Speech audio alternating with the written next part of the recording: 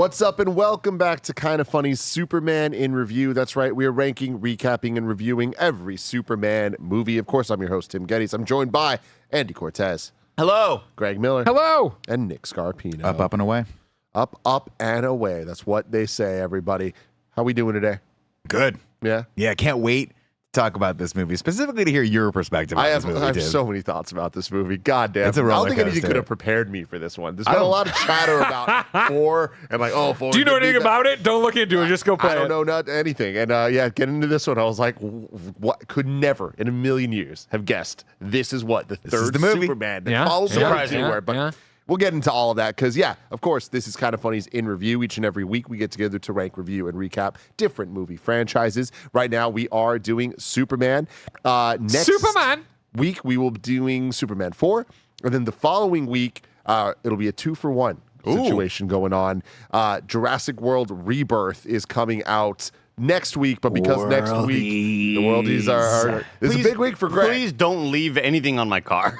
Like, don't drive to my house and leave a Just message. Vote the right way this time. Okay. You ever think about that, Andy? It's If he would just get on Greg. board and enjoy the dinosaur movies. Yeah. Oh, Tom Cruise hanging off a plane. This is a fucking dinosaur. I don't know if this counts. I don't know if under the threat of violence counts as election tampering, but Yeah. I think it'll be fine. Yeah. Next week is the 4th of July, so our whole schedule's a little thrown off. So we're doing Superman 4, but even though Jurassic World Rebirth is coming out next week, we won't be reviewing it until the following Monday, which is the same week we are also reviewing James Gunn's Superman. So it'll be a very big week for Which new one do you think will movies be better, for Greg? It better fucking be Superman. It better fucking be Superman. Superman. I know nothing. I've watched 0 trailers for the new Jurassic.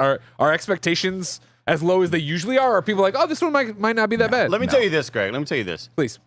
Are the dinosaurs talking now? Not even Amen. the trailers are good. No.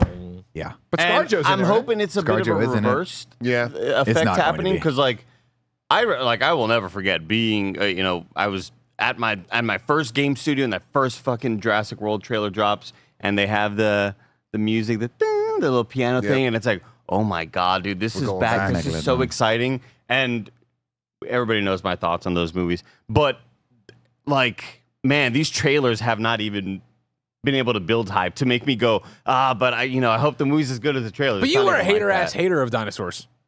No, fuck you, dude. You don't know what fuck that you, dude. Dilophosaurus is. I will say that I'm not nearly as down as they are on the trailers. I'm very into the cast, and there's a couple action scenes that I'm like, I'm here for this. I'm not expecting anything too much, but I am expecting this to be better than any 3 of the world movies we've gotten so far. Really? Okay. Yeah, just based on the cast and director alone. Shout out Mahershala Ali. Haven't seen that guy in a decade. Really? Yeah. Blade. He's just been waiting for Blade. Wow.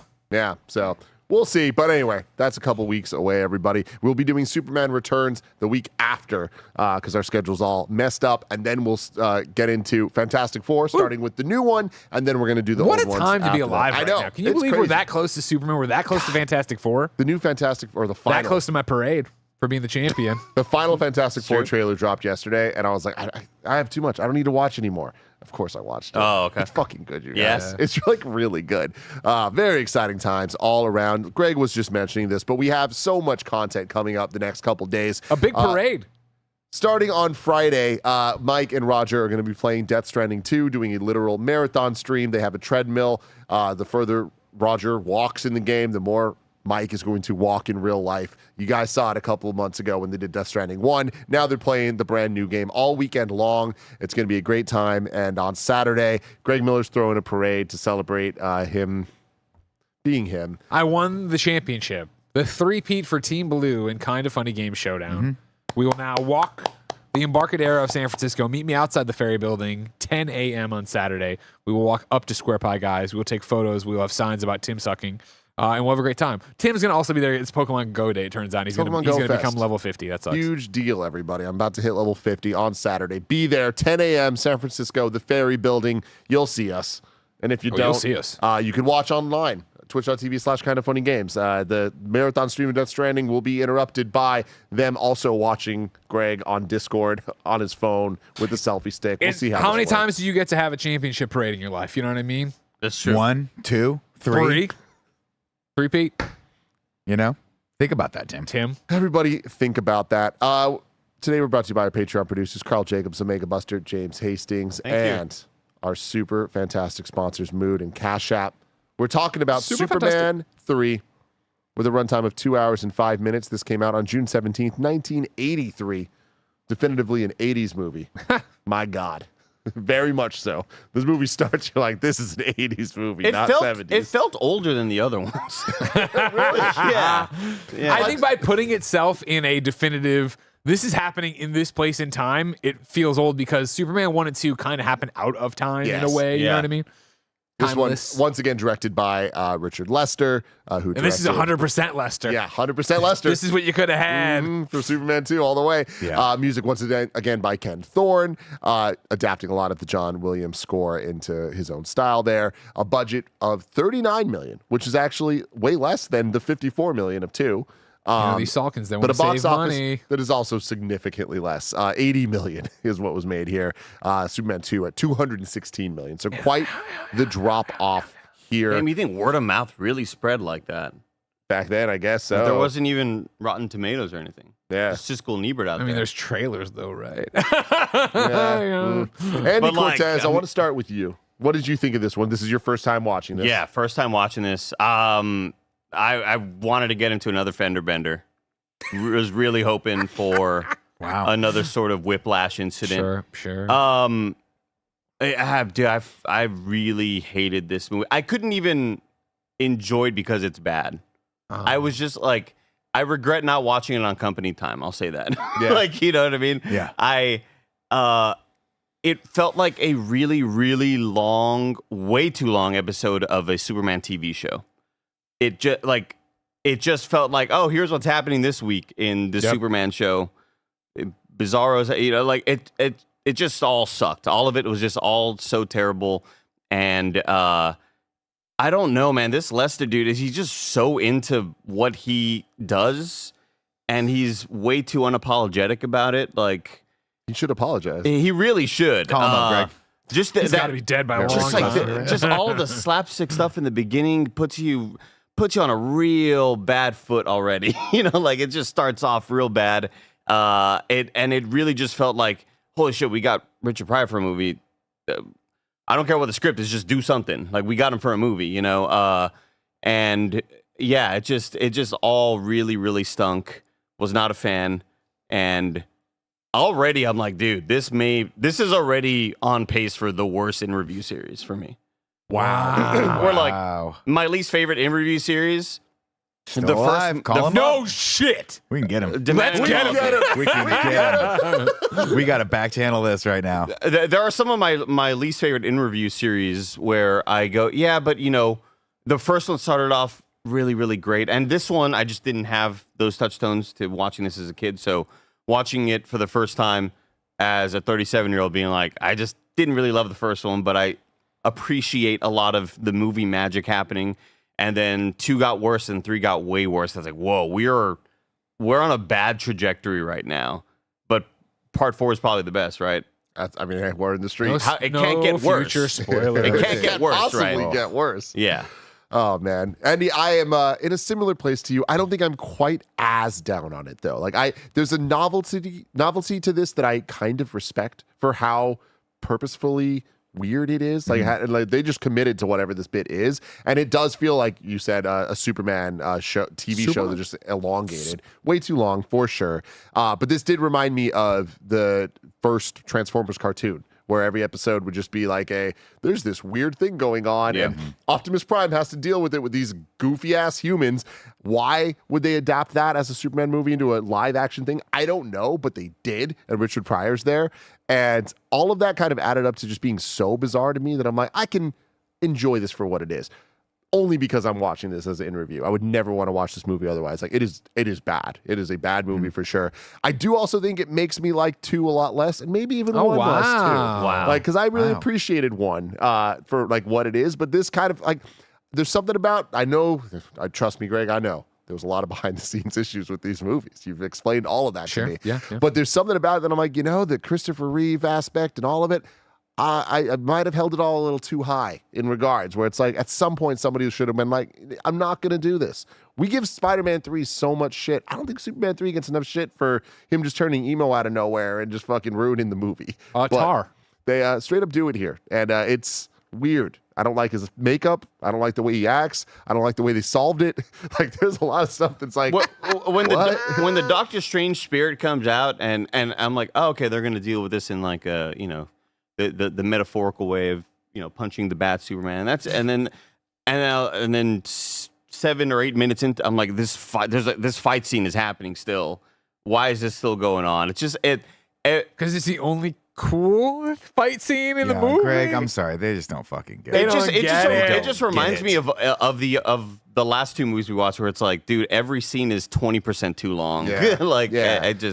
The biggest problem I have with it is it doesn't feel like a blockbuster. And it feels like for this Superman franchise that the last 2 felt like blockbuster movies. And so much of that's the score and the title sequence. This one's like, we're not even going to do the title sequence. Like, let's just get into the slapstick weird shit. They just straight up sideline Lois. I'm like, all right, cool. I guess. She's on vacation. Lana's here. That's kind of weird too. Like, yeah, there's a lot in this movie too where you're in the middle of the movie going, "Where's Superman?" For real, not even Clark. Richard Pryor's I'm not here. even talking about Clark Kent, him too. Like, I just haven't seen. I leaned Christopher over to Reeve. Jen and I was like, "Remember, this is a Superman movie. We're this deep into Gus Gorman right now.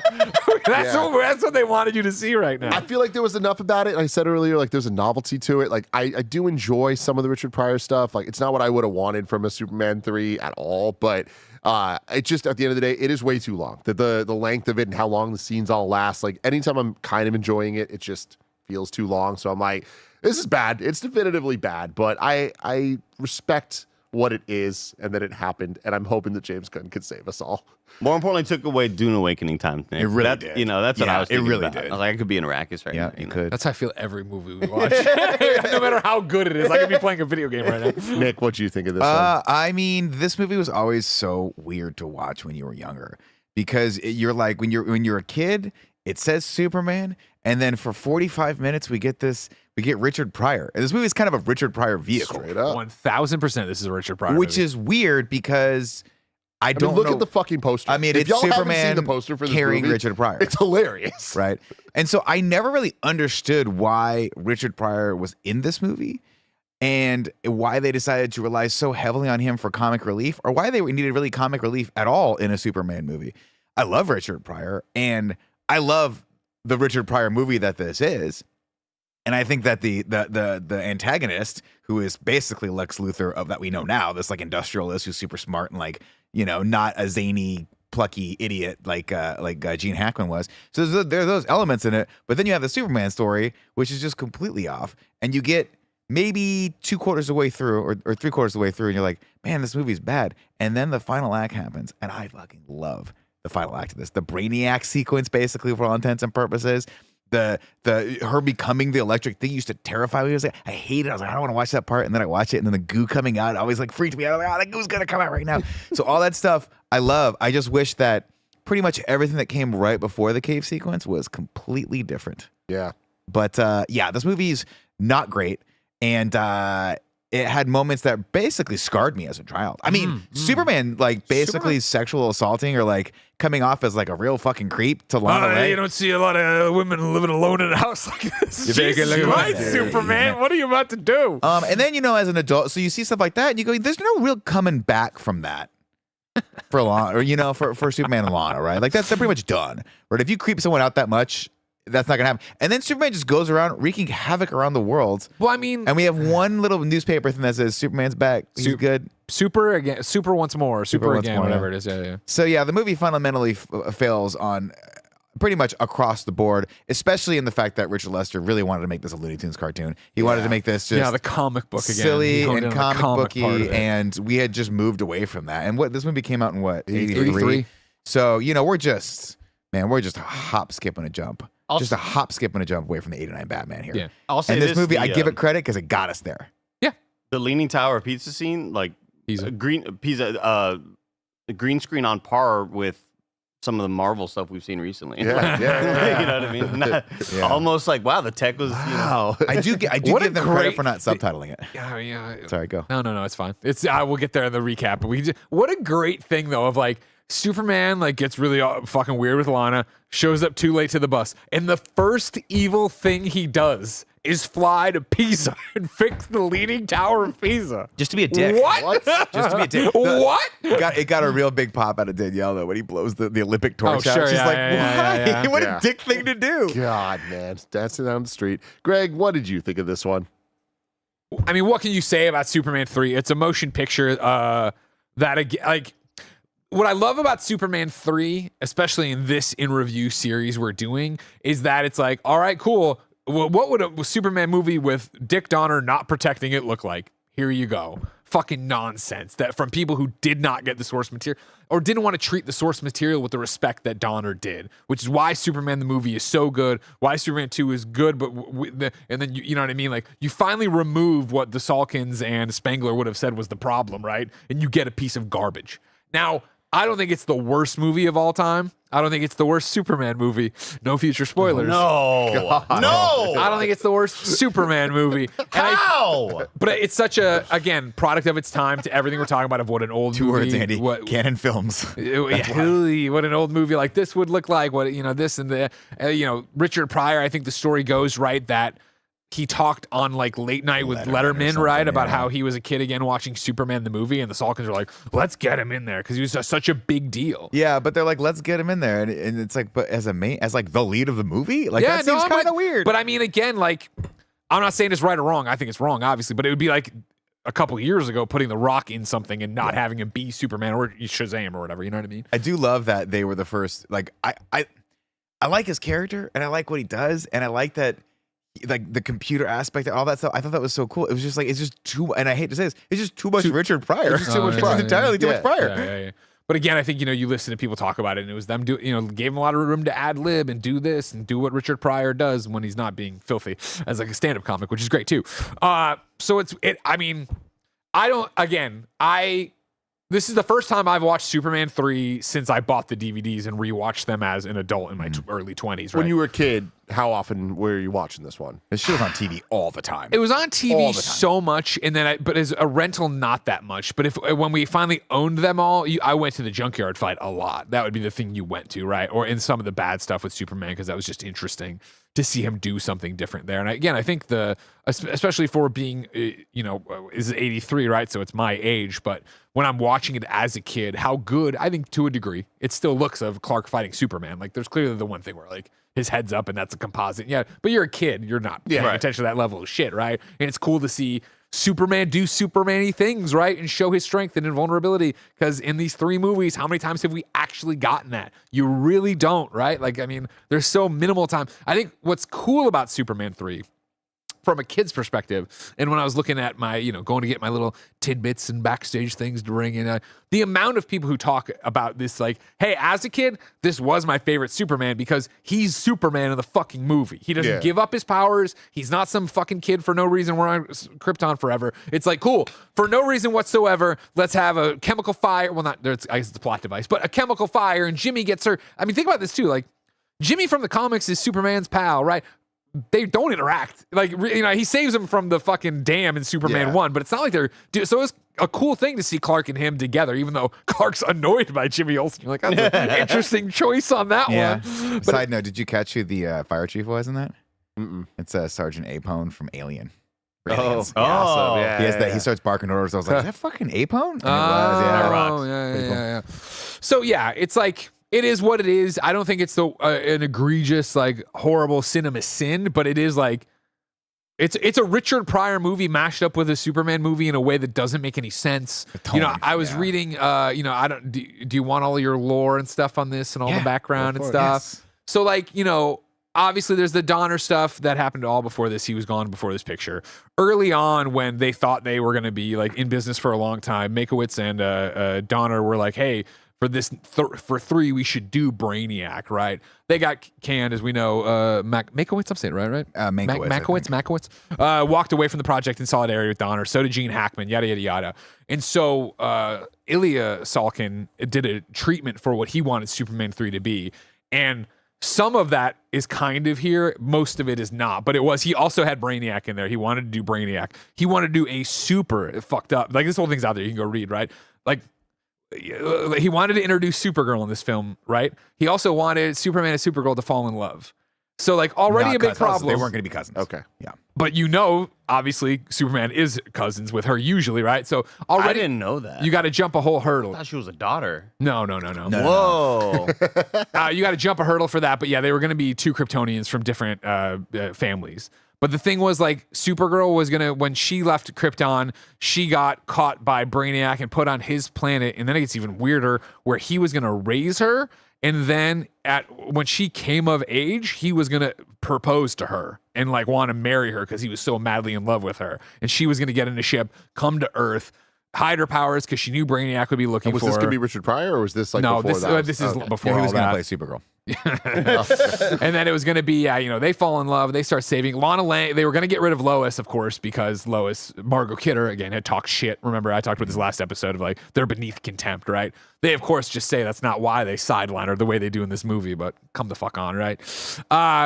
She was going to be gone from this one as well. I think the treatment opens with Clark reading a letter from Lois that's basically like, I can't do this anymore. I can't be here dreaming of Superman and loving Superman from afar. So, Clark, I'm going off. I think I'm going to some other foreign country and working out of the Daily Planet bureau there. Jimmy and Perry were going to then comfort him. And then it was going to be that Lana Lang comes and is a reporter. And she basically is Lois Lane. So she's a reporter and do all this stuff. Da-da-da. The movie continues to just get more and more and more and more insane, to the point of, like, at one point, Brainiac, the evil Superman fighting real Superman was something they were going to do, because when Brainiac found out that Supergirl was here and in love with Superman, he was going to have a ray or whatever that would fuck with Superman and make him into an evil guy and make him basically the evil Superman we have here. And so when Supergirl puts it together, Brainiac's like, listen, I'm going to keep doing it and push him to the point of no return unless you agree to marry me and come off with me. And so she says that with intensive. And then they were going to time travel to medieval times and live in medieval times. The Turtles 3 conundrum. Brainiac gets a castle that he outfits with Brainiac tech to live there. So then Superman, Lana, and Jimmy also time travel back, and there's all this shit about, the like, Ninja Turtles, serfs and kings and shit, like, and then all of this is happening, right? But there's also Mr. Mixelplick. Shut up. Yeah, I'm dead serious. Mixie was in this one, man. Who's that? Mixie. He's a being from the fifth dimension. he messes with people. Yeah. He was awesome in the animated series. That's pretty much all you need. Richard, the Affleck duck. Affleck. Yeah, who was the comedian who does it? Ben Affleck. I can pick Gilbert Godfrey. Gilbert Godfrey was him in the show. It was great. But he's like, basically, to get him to go back to his own dimension, you have to get him to say his name backwards. There he is. That's him right there. Yeah. Not my favorite piece of Superman lore, but James Gunn's weird. Get ready. Maybe we see him at some point. Anyways, he was involved. What's his name backwards? Kixelplix, I don't know, garbage. I hate it. It's dumb. It's dumb. But anyways, he wasn't going to be involved, and he was going to be part of getting this all done. It's like it's weird. But then, like, you get to hear where none of that happens, but it kind of does. I mean, we get the evil Superman, we get Brainiac, or to a degree, you don't, but you do, but you don't, but you do. You know what I mean? Could have been cool, but we don't. I mean, see, I will say that the part of the movie I actually legitimately like is the Brainiac device at the end of it. I wish, obviously, they had figured out a way to be like, hey, there's Kryptonian technology in this. But I love that they just make this supercomputer that comes to life and has, like, Superman and can, like, just destroy everything because it can figure out what your weakness is. I think that's a really cool concept. It's a very crazy, heady concept for 1983, for a superhero movie in 1983, where the majority of anything that was happening would be like, he flew, that's the coolest thing ever. We're like, no, this is a hyper advanced computer from Krypton that is going to take over the world. I love all that shit. And it used to terrify me when the lady came out and she had the eyes and like got sucked in and it was trying to kill. Even when it pulled pulled Superman in. Yeah, I was like, that's cool. all cool shit. Yeah. So there are roots of good stuff in here. I just wish that, they hadn't, like, speaking of good stuff, something I liked about this is all these movies, I do appreciate that they're like, all right, Superman has this power set that's insane. Like, what do we show that it's like, oh, this isn't just a man, this is a god? And he drops a lake on a fire. He does. Like, that's He does. fucking cool. In a way as that shit. would not solve this problem. No, it would have definitely compounded the problem. And then also, Flattening we were people. watching and Daniel's like, doesn't he have a thing where he can just blow real hard? And I was like, he does. He does have Yeah. that, but we don't want to talk Chief, about you that. gotta get the hoses in the back. Oh, I got other like what? Superman, just go back go there. back there. Go back there and step between. What's Opposite he gonna direction. do? Fly all of them down individually? Like he Yeah. flew around the world to go back. Rewind He time. could Do that quickly- fucking do shit that. where he goes whoop whoop whoop like we get him all. What are we talking about? What the fuck are we talking about? Yeah, he could do that. You gotta love it. We're about to get into the plot of Superman 3 after a quick word from our sponsors. This episode's brought to you by Cash App. We've all had those moments getting meals out with people that always end in some kind of awkward experience of having to figure out the least complicated way to just get it done. Or even after figuring it out, have you used an app and ended up having to wait days for your money to finally show up? What if we could solve all of that easily? Cash App is a completely different experience, fast, easy, and safe, and a great way to receive and transfer money to family and friends. It's incredibly easy to set up. You just enter your phone or email and some other basic information, no bank account needed, and then there's no waiting around for days. It's your money, you shouldn't have to wait. We love using Cash App because it's fast, it's safe, and it just makes life way less stressful. For a limited time only, new Cash App users can use our exclusive code to earn some additional cash. For real, there's no catch. Just download Cash App and sign up. Use our exclusive referral code, Kinda Funny, in your profile. Send $5 to a friend within 14 days, and you'll get $10 dropped right into your account. Terms apply. That's money, that's Cash App. This episode is brought to you by Mood. Let me tell you about the online cannabis company that's revolutionizing how we deal with life's challenges.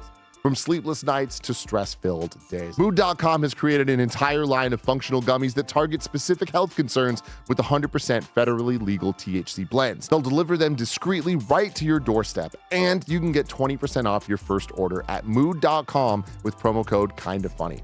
I've been having a great time trying out all their different gummies, and I'm loving how each one feels. Their sleepy time gummies will knock you out in about 15 minutes flat. No hangovers, no grogginess, and their Epic Euphoria gummies are perfect for those days when nothing's going right. And best of all, not only does Mood stand behind everything with an industry-leading 100-day satisfaction guarantee, but as I mentioned, listeners get 20% off their first order with code KINDAFUNNY. So head to mood.com, browse their amazing selection of functional gummies, and find the perfect gummy for whatever you are dealing with. And remember to use promo code KINDAFUNNY at checkout to save 20% on your first order. Andy.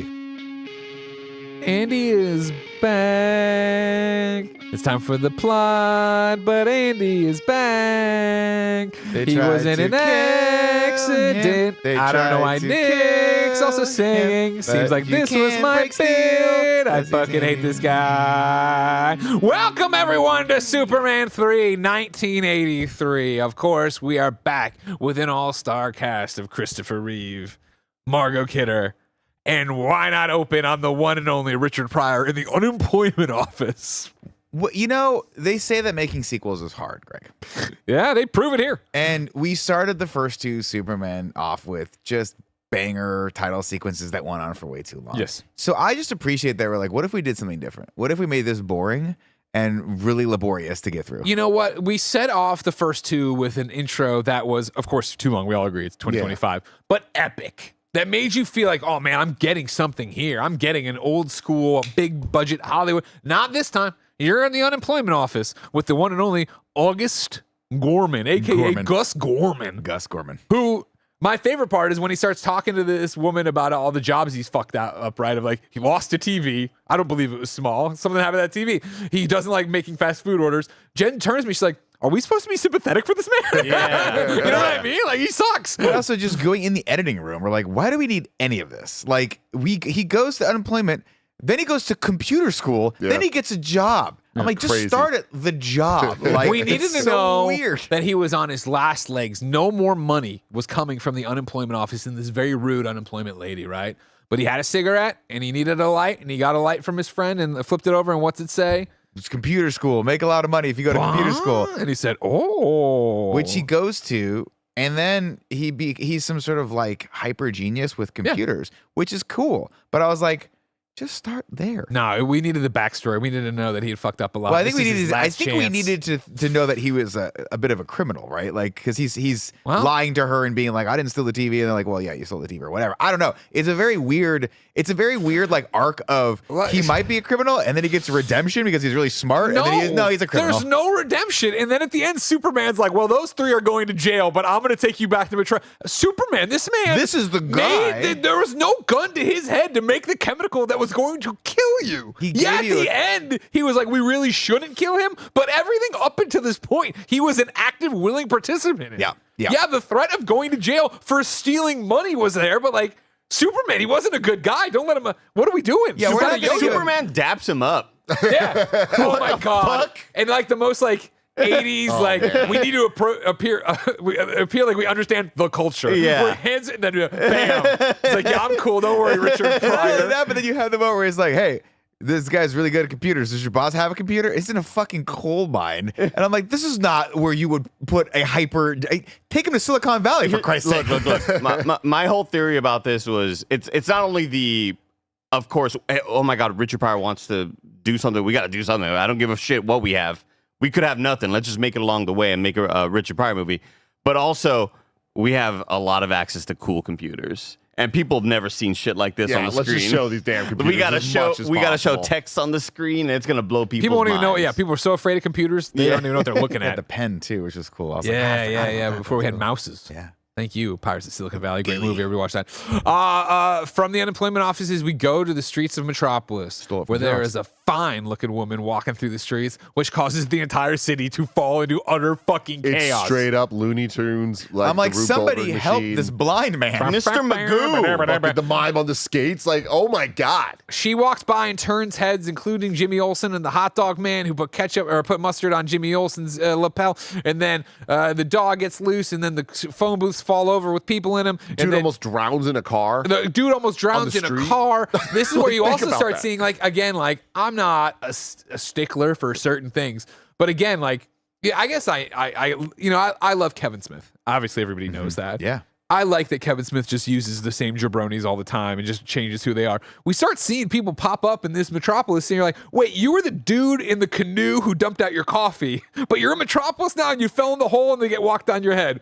Wait, later on, you're the couple that wins the trip to fucking South America. You were the waitress flop. from the fucking diner fight. Like, what is going? Did we not know anybody else who could fill these roles? I think another piece of trivia. I think was the kid at the photo booth. Yeah, I was going to get there eventually, but yes. The with, kid- with how much comedy that this whole thing is focusing on, with how long and drawn out this silly sequence is of it, one silly thing leading to another folly or whatever. What, like, legitimately, as I'm watching it, I go, I think of Domino in the Deadpool movies. Sure. And how, like, things just, and for some reason I'm like, oh, this blonde lady, I bet you this, like, one of her powers is some, I don't know what, Luck-based, whatever. but it's like, it's so like, this whole intro is just like, how silly can we get? And it's like, dude, you're making a Superman movie though, man. Like, you're not inspiring minds and like good, like, why are you doing this right now? Like, don't stick to your shit, man. It's so bad and just so out of place. It's bad. Now, a question, Greg. Like, I love the questions. 1983. Yeah, I was Superman. born. Is this what Superman is, though? I Like, mean, yeah. Superman being this like super campy, jokey type world. I mean, Like, yeah. I mean, like, people are doing things in different, but it's, again, the Superman and the seriousness of comics you're thinking of all comes from pre-Crisis, and Crisis on Infinite Earths was 85. I'll give you a Google search on that Dang, one. it's that old. Yeah. It kind of just reminds me of how, like, 15 or 10 years ago, it's everybody Yeah, needed 85. the dark version of Yeah. the superhero, you know? So I just assume people are used to silly, goofy Batman stuff around this time. Let's follow that up with our guy. And again, you remember, like, I'm giving Dick Donner so much credit because he's awesome, right? But it is also that thing of, like, he was the one who stepped in with that script that was like, no, you're focusing on the comic part of this. Don't do that. Like, let's focus on treating it with respect and, like, stories. And again, I'm not trying to take away. Superman is already so old at that point. There's been so many. You go back and read Action Comics 1, like, that's not a campy, over the top, boom, pow, whatever. But, like, Superman in the 70s, it was that. Like, there was tons of weird shit. I mean, like, first him I can't stop eating hamburgers, which wasn't the 70s, but I mean, like, 70s was the. You ever seen this cover? Google Superman eating hamburgers. You'll find it. It's like one of the most infamous, like, we're going to make fun of Superman. We'll show this fucking shit. But then, like, there was all these things of, like, Joan Hart with the pancakes. Kind of, it's like, how it was where they just put him in ridiculous situations that make no sense and invent people like Mr. Mixie, right? Because it's going to be that, like, all right, cool, you can't fight him and he is magic, so he can get around all your superpowers and shit like that kind of thing. Whatever. So, like, yeah, I'm not an expert at this era of Superman comic by any stretch of the imagination, but comics are weird here and they're not taken seriously and they're not taking themselves seriously. Yeah. Many times. There are exceptions to that rule. I'm not trying to drag down and say they're all bad or whatever. However, you're here, you're Superman 3, all this shit happens that we've talked about. You ever seen this one? Oh, Yeah. wow. Yeah, and again, clearly More not. burgers, Chomp. Keep them coming. Gulp, or I'll starve to death. And this is the kind of weird shit they were doing with Superman. Again, not at this specific time, but to tell you more about, like, everything that's going on with where he's been and where he's going and yada, yada, yada, yada, blah, blah, blah. So, we get inside the Daily Planet. Congratulations. We're going to catch up now. Or wait, I'm actually opening it up because I can't remember. Where do we go with her? Oh, we're not even there yet. And then you guys are doing the fucking thing where you say all the shit I don't want to say yet, and then you get mad at me for missing it. Sorry. Fucking sons of Tim, dude. bitches. Save the guy from water. From the.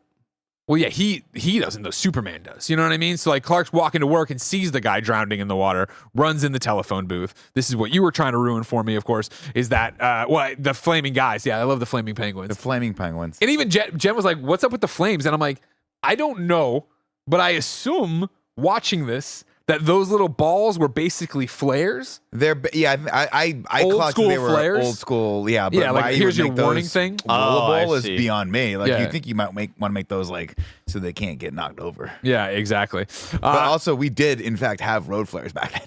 Who knows? You know what I mean? Who I'm knows pretty sure why we they were did. doing that? Yeah. Anyways, Clark comes on the scene, picks up the penguin, blows it out with super breath, even if he just probably done normal breath, puts him down, he walks away. Then he's walking, he sees this guy drowning in his car because his car and the RaGu machine ran over the thing and started filling with water. Everyone's screaming. Somebody's got to help this guy. Just punch the glass. Punch the fucking You know glass. what I Like, mean? get You know a what I thing mean? and punch the glass. This guy's going to drown in his car. Superman took a little too long I agree. getting there. I agree. But he runs into the photo booth, starts taking a kid walks up, puts the money in. The kid and the fact you were trying to say is The child actor who played Superman in the first one. yeah, the baby who crashed. Oh. We've seen that guy's dingling is what you need to Oh, know. wow. Yeah. Okay. So anyways, though, Superman runs in the photo booth, changes. The kid comes out. The photos get delivered. Open them up. Tears off the ones of him turning Clark. Gives the Superman version to him. Keeps the Clark one. Flies across the street. Tears off the roof, but like very slowly. Yeah. Very like you can see Christopher Reeve trying to get a handle on it. Yeah. If I'm the actor inside, I'm like, oh fuck, am I about to die? I do love, by the way, and again, we talked about this in the first couple movies, but I love that instead of just crossing the street, he just kind of launches himself into the air, and it looks kind of natural and kind of good. He just got a quick little over quick there little- and yeah. down. I'm like, that's Superman. That's so fucking awesome. That effect probably cost him a lot of money to do all that rigging, and they did it, and it's good. But also, Clark could have gone over to the fucking thing. He's a 6'4" dude who just punched the glass. No one would Out of ask any all questions. the weird things like he does with I his gotta powers. change it to Superman. Well, all the things he does with his powers of Melt just like the glass. yeah, you could have walked over and God, I'm like I'm fucking Fonzie. Like, this is no disrespect to you, Yeah. but you're not exactly an Olympic weightlifter, right? That's true. But I think if I was drowning in a car, after you got done laughing, you could punch that fucking glass and save me. What I would do, you don't even think I would be running to him the big kick I do. Oh, the high kick? Yeah. Oh. Through my sunroof? No, through the side glass. Oh, okay. I'm not going You're giving like the no, I'm the just gonna sweet chin do where I music kick. Yeah, well, no, the Undertaker boot where I run, I lift it real high, like I did to Danny on the podcast. So you want to lift your leg high and come down on the glass? Absolutely Like not. an I axe don't kick. understand how you're not Yeah, understanding it's this. just Well, because my glass is at mid. I run to Show your me. driver's side window. Andy, be my driver's side window. Go right now. Your driver's side window. Here's Greg. It's like that. Through, Yeah. not down, through. Through. He's penetrating the glass. I just don't think you're gonna get enough Well, force with that. The whole thing in reality, It right? did is look like you really actually slow. need like Kevin, are you running the show? You just need like a pin. Like Yeah. I would actually take my key probably and just go like Yeah, that. that would be a little bit more preferable for me if I'm. But I mean, actually, you know just what? for it. I'm gonna be real. If I'm drowning in a car full of water, go get Kevin. Please. Stop. You're going to kick me.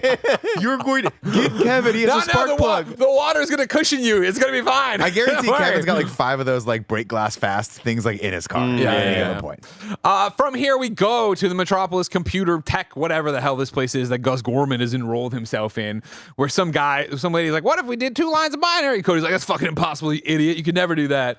He comes around and then that's crazy. Gus Gorman's like, look at this. How did you do that? I don't know. I just did it. Because Gus Gorman can just communicate with the computers. That's Which how is he can do cool. this.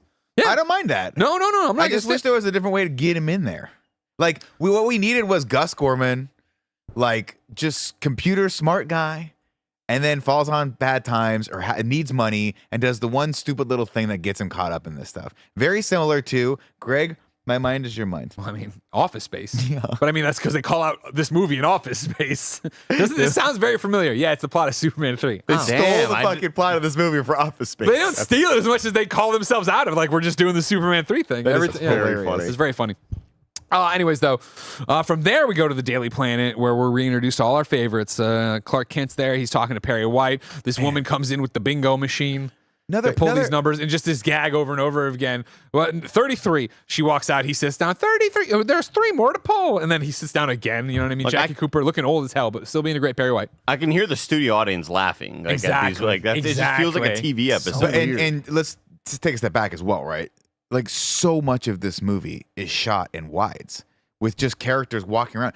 And the sound is so bad that they sound like they're 30 feet away. Dude, the sound mixing was away, right? Horrible. Like, so every time the lady comes back, number 35, whatever, and then you hear the other part, they're not mic'd, and we're not, this is 1983, we're doing 0 work with close-ups at all. This is not shot for coverage at all. It is literally every one of these scenes, even when we go to Webster's office, it's a big wide shot and the characters are kind of walking around. It's so lazy and so bad, but it is TV. It is like an episode of I Love Lucy. Well, again, to double back to one of the problems with the reshoots for Superman 2 that everybody complained about is Lester is 3 cam, which is, you know more than me. Yeah. But that's how you shoot a TV show, right? Yeah. You have the 3 camera operator so you can cut between them. Yeah. And so actors hate it. In Superman 2, the rumor was, not the rumor, what the actor said, we hated it because you don't know what to play to. You don't know what your close-up is. Yeah, you don't know. So it's like, you're on, you have to do it more like a play, which ends up but looking even not interesting. This isn't even 3 camera coverage. This is literally like, if you go back and watch that sequence where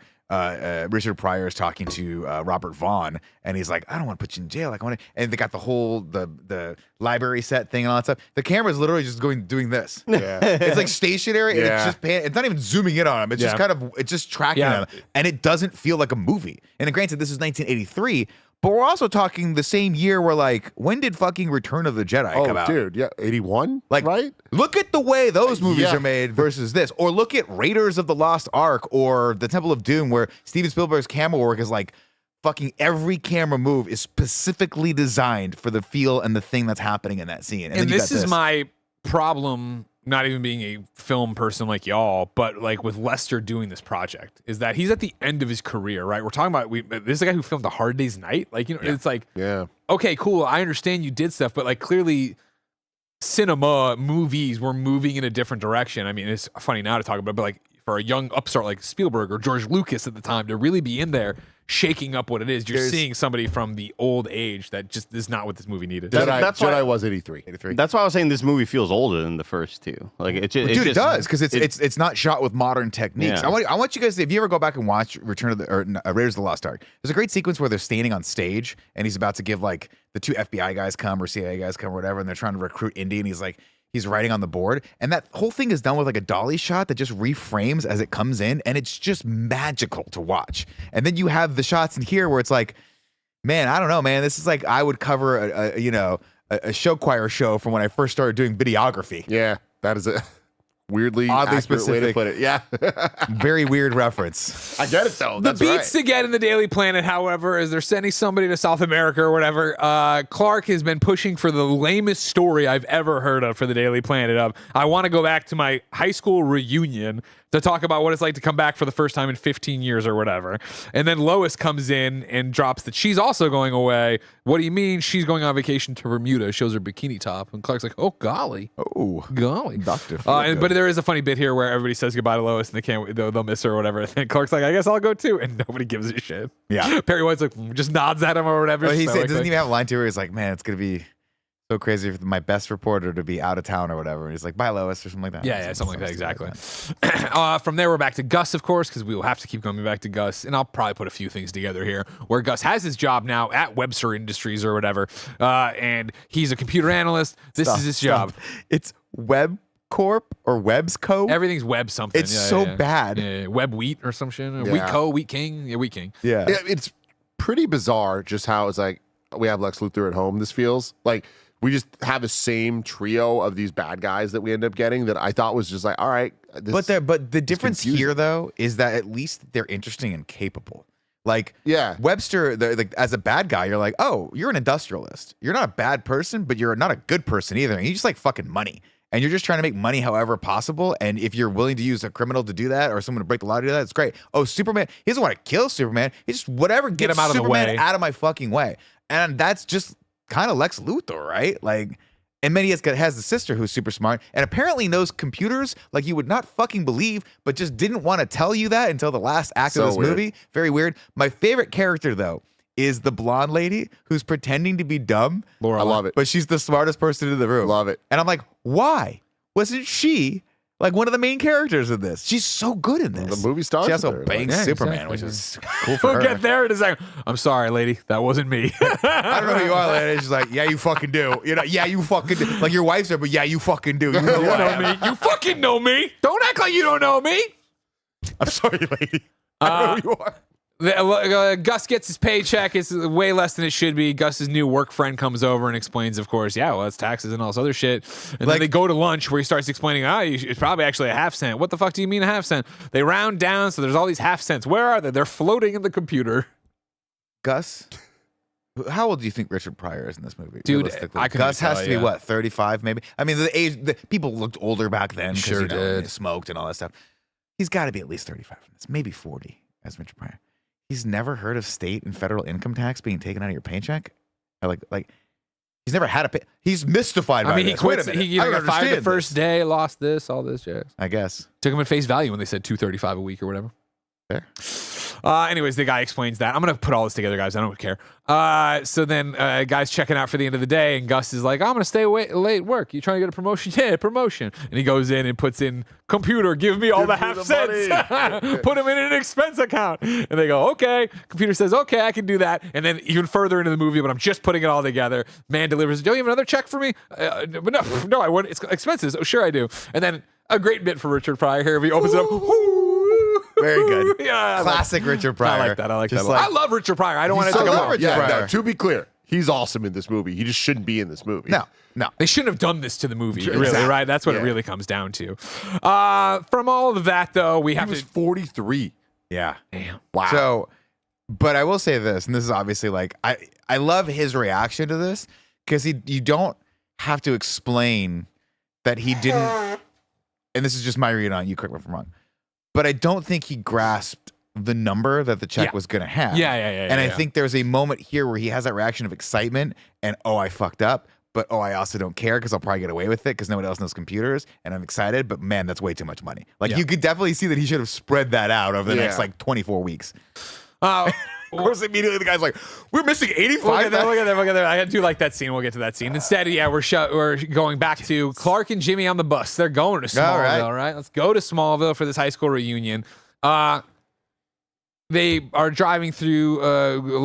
Jimmy's telling them the most boring story of all time about his family and hams and fucking pasta. I don't know. And you see Superman's like, I hate this Just shit. explodes Jimmy's head. Boom! I'm gone. I'm out of here. What happened, Jimmy? I don't know. They get stopped though, of course, because the road's shut down. You can either turn around or you can wait here. Oh my God, how long is it going to take? Nobody knows. It's a huge bus. chemical fire. There's a huge fucking chemical fire. Yeah, I love they're on a bus, right? Yeah. Just so fun and stupid that he's this hulking guy on Yeah, this bus, yeah, and yeah. Jimmy's just like annoying the shit out of him. It's so funny. And, well, another thing we don't give Invincible enough credit for, and I don't even remember if it was in the animated series, but the comic for sure, of after Mark gets his powers and can travel as fast as Superman, when him and William go down to check out of college, and Mark is so utterly fucking bored in the passenger seat. He's like, it's a 2-hour drive. Why are you like this? You know what I mean? Of like what it would be like to be able to move at the speed of light and like have to do something normal like this. Like, I hate my fucking life so much. Of course, though, it's time for Superman to spring in action. Jimmy decides to get some shots. Because, of course, Chief yelled at him for not getting shots earlier of Superman saving the guy in the car. And he's like, a good photographer eats and sleeps with his camera or whatever. That was a funny joke, too, when camera sleeps with his and Lois is like, thank goodness I'm a writer. But anyways, this time, Jimmy gets out to get the shots, and they get behind a car, and there's literally a cop looking at them the entire time, like looking. And he's like, I'm gonna run it, distract them, and he runs right by the cop, who looks at him go in, doesn't even care. What was this scene? And then he gets on the crane. Everything about I just this need a was few like shots. God, all the negative feelings I had about the Eiffel Tower scene from the last movie, it's just tenfold here for this. Like, it's just dumbass putting myself in a situation I don't need to be in, and like I just don't see the comedy in it. Like, I don't they clearly shot this in him running by them like as if it was supposed to be a goof, but it just kind of felt like a waste of time. Shout out though to both Andy and my wife. Last time I'm watching this film, Jimmy Olsen and Clark are negotiating what's going to happen. He runs in there. He falls down eventually. We'll get to that eventually. And I forget at what point Jen just goes, man, he looks a lot like Patrick Klepek. At which point I busted out my phone and showed her a text from 2 hours before where Andy had a screen grab of Jimmy Olsen and just said, Klepek. Looks so much like Shout him. out to Patrick Klepek. We love you. Everybody subscribe to his newsletter. I really did not like, and I didn't like it in the first one when it tried a similar bit of comedy of, I forget what dude is in his office when Superman saves. Superman 1, the cat burglar falls off, he catches him, turns real quick and walks, and the guy goes, turns around and he's like, nah, like what? Same thing here where Jimmy and Clark are outside the cop car. Jimmy runs in, Clark goes in the back door of the cop car, comes out Superman on the other side, and there was a cop in the car who does the no, that couldn't have been it. Someone entered your vehicle. It's not that like, oh shit, Superman's walking out that way, but no, someone was in your car right now. Like you should be concerned of what's happening there. Instead, Superman flies in, lands next to the fire chief. Anything I can do to help, Chief? Get this man a hat. Oh, it's super. What the fuck? You thought a random person was walking up without a helmet, and you didn't the blue and leotard? Whatever. You just said get him a hat. Yeah, get him a helmet or whatever. Help, man. Yeah, whatever. Okay, cool. Yeah, we got a whole bunch of fucking problems. Superman, if you didn't notice, the place is on fire. It's gonna explode. Yada yada yada. There's big explosions left and right. There's some morons trapped up there in between two fiery things. Superman goes, "What are you gonna do? You get them one by one? No, which would totally be fine, totally and fast. Easily. Yeah. Get them 2 by 2. Be done. You're Superman. Yeah, exactly. 2 You know by what I 2. mean? Everybody, hug me. I'm gonna fly you out. You know what I mean? Very simple on how to get these people down the 2 stories that are up there. But instead, Superman just destroys more property, takes a giant fucking smokestack down. At which point, I'm like, the carcinogens in there, whatever chemicals they've been burning. Like, Superman, I'll take my chance jumping at this point. I think you're right. I'm not going to have fucking confetti lung in 3 years. I don't want rust in my wounds right now. Instead, they all slide on down to safety. Congratulations. Superman then goes and he's going to empty out the entire building. Another thing, again, kids like this movie, understandably, because there's more Superman stuff here than you usually get. I feel like in this scene, Superman is like, kind of mean about it. Like, I'm not getting, and I granted different interpretations, but like Superman the movie, the montage, here's your cat, hey, thanks Frisky. Like, Superman's being a friend, and he's smiling and doing, there's a lot of, hey, get moving, what are you doing? Like, what? I'm like, wow, fuck Superman, jeez, I know there's a fire, aren't you supposed to comfort me in this moment? Look, it's really equivalent to the first week of a TSA agent being on the job to 7 years in being like, check your fucking bag. As you know, like, I'm so sick. You have to take your shoes off. All I wanted to do was fuck the woman I love, but I can't. Will you go down the fucking pipe? You know what I mean? I'm fucking miserable right now. But he cut to the behind the scenes, and that rock did nothing to him. He's just like, I'm fucking so salty. I'm just salty, man. He looked for the tiniest excuse to get it done. Sorry, guys, it was the rock. He goes in and finds one man looking over a bunch of ooze. He's like, you got to get out of here. The fire's coming. He's like, I can't. We got a bigger problem. If I don't fucking, this shit, if it heats up, we're toast. The eastern seaboard will have a cloud of acid over it, eating everything. Awesome. Is this a place I should be saving? Said Superman. Follow-up question. Why? Why do you have this ever? Yeah. Third question. Should I put out the fire or just real quick, like freeze these things with my breath? and then put out the fire and then come back and freeze him again. No, I got a better idea. There's got to be a large body of water around here somewhere, right, Greg? Yeah, of course. Well, I mean, because there's talking and then the wall caves in and flames are just there, hilarious or whatever. But then, yeah, he comes back out. He's like, Superman now just playing fucking middleman. Chief, you gotta get hoses around the back. Superman, use your fucking super breath. Do anything. Do something. I'd love to, but there's no water pressure. They said there'd be water. There's no water. I think Jimmy's already fallen, by the way. We kind of talked about Jimmy falls, breaks his fucking leg. Broke his Superman walks through the fire, which could have been a cool effect, but the fact that it's all out of focus just doesn't work. He gets Jimmy. He brings him over there. Looks, he got a broken tibia, fibia, whatever the fuck it is. He flies back. He does. Then when there's no water. Oh man, the lake's 5 miles away. Which way? That way. All right. Superman fucking flies over to this Wanted lake. him to land there and be like, "Whew, time to relax." Like, I didn't want Flies. Fuck that. I'm sick of this shit. I just wanted to relax You know by what a I mean? lakeside. He blows on the lake to super freeze it because remember he has super cold breath. Yep. And he doesn't need to blow like with intensity to blow it doesn't matter. You froze the entire top of a massive lake. You could have frozen the entire fucking facility, basically, right? Yeah. No, let alone how thick is this ice? How sturdy is it going to be to Keep get that blowing. far? Just keep blowing. You guys, the harder you blow, And then he the just thicker it drops. gets. He flies it over and then just drops It disintegrates, which of course luckily. would come down and just crush everyone. Everyone There's there. no way it would burn fast enough. You gotta but it hold melts it fast sitting enough to become not only a little bit of rain, a constant rain shower. So it's like one of those this isn't even a good solution, period, let alone the solution we needed here. But it does that, knocks out all the fire, because, of course, fire couldn't burn through rain. Impossible. Especially this fucking raging inferno spawned out by chemicals God didn't even know existed. You know what I mean? Yeah. We've tampered with science here, but we're going to stop it with We've just made water. mega acid. I really need to see the newspaper the next day to say Superman murders 17 by dropping ice on them, and then local lake ecology completely ruined. Yeah. He did a number on this place. Instead, he puts the fire out. He saves the chemicals. The guy who is back there and kind of looks like John Waters, he wipes his brow, sweat off of it. He's done the damn thing. Congratulations. Yay.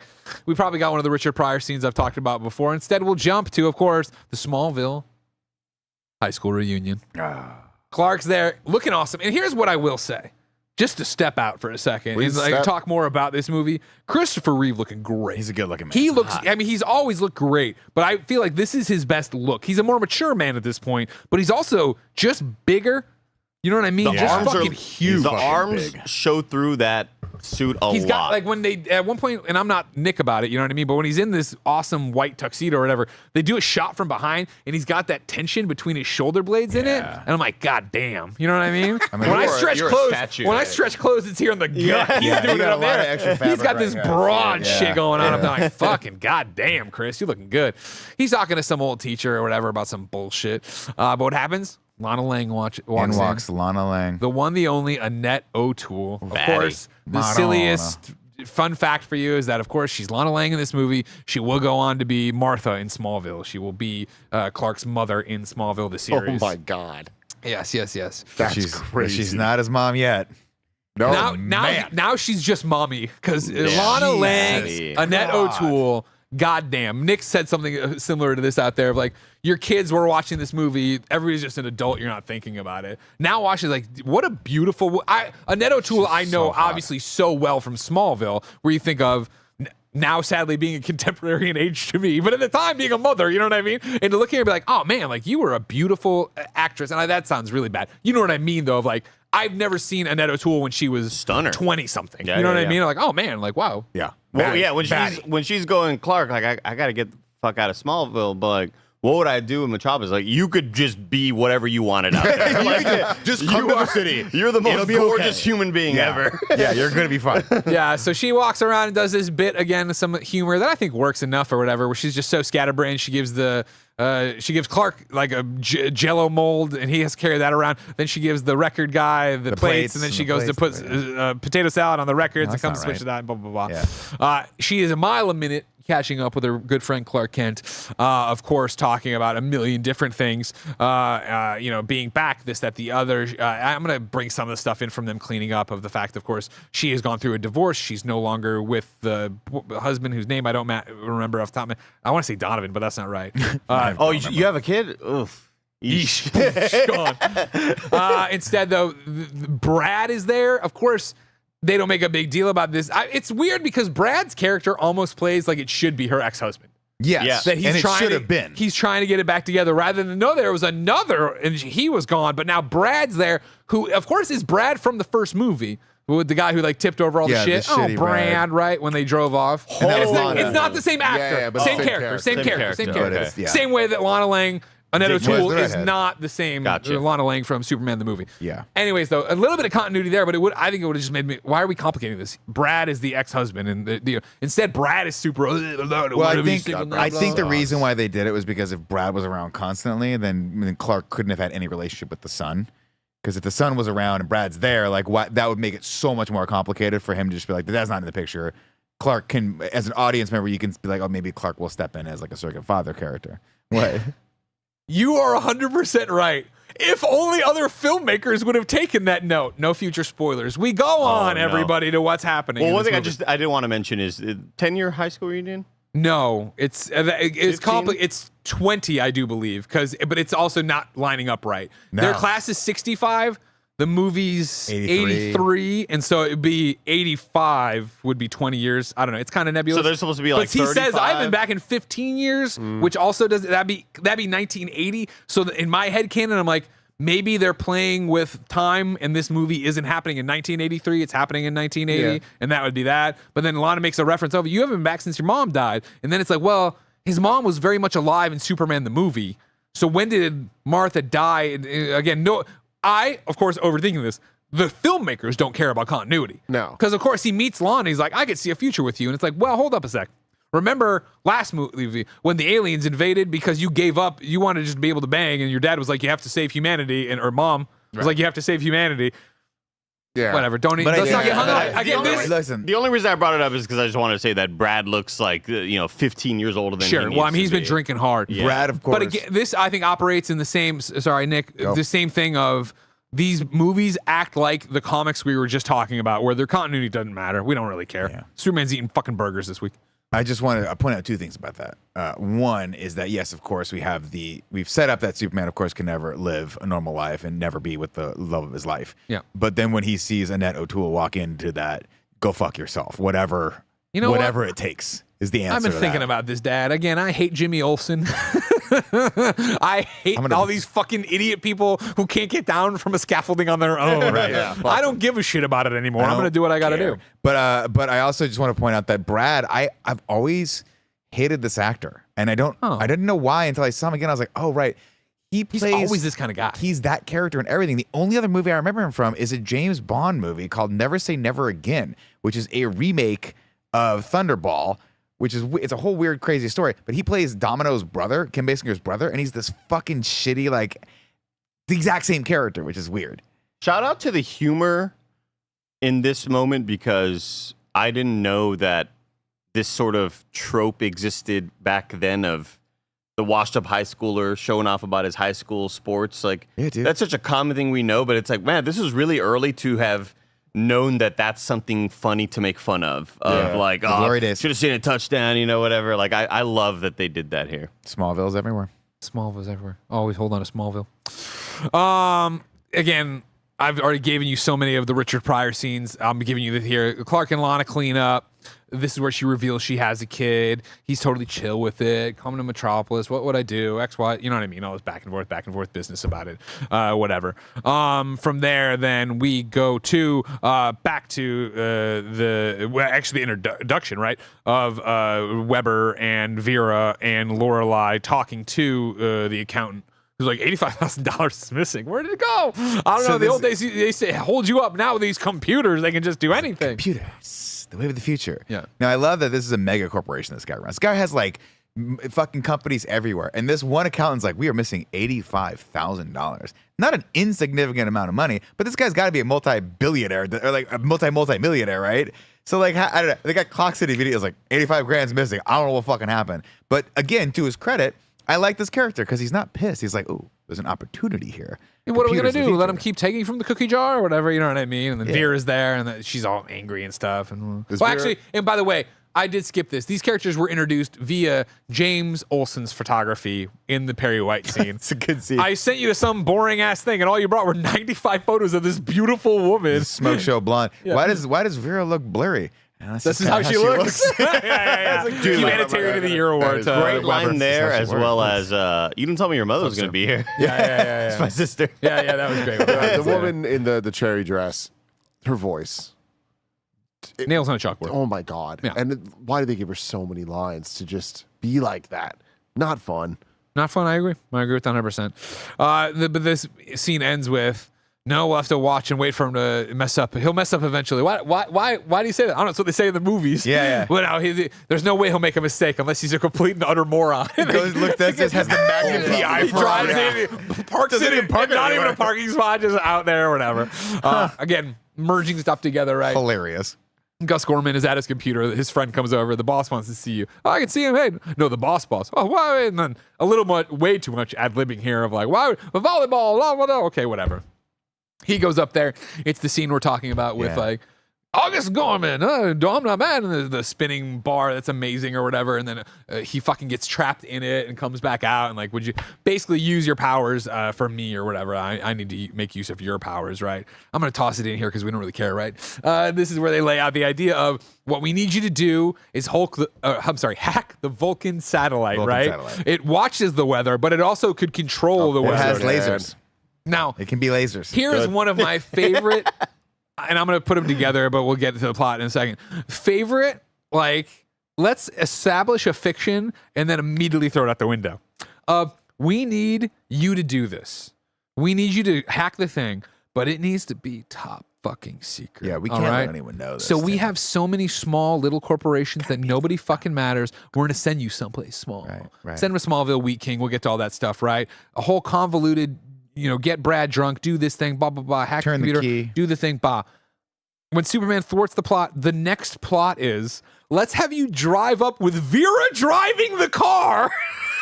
Drive up and interface face to face with Superman while my sister is driving the fucking car. Yeah. It's like me in fucking Death Stranding 2.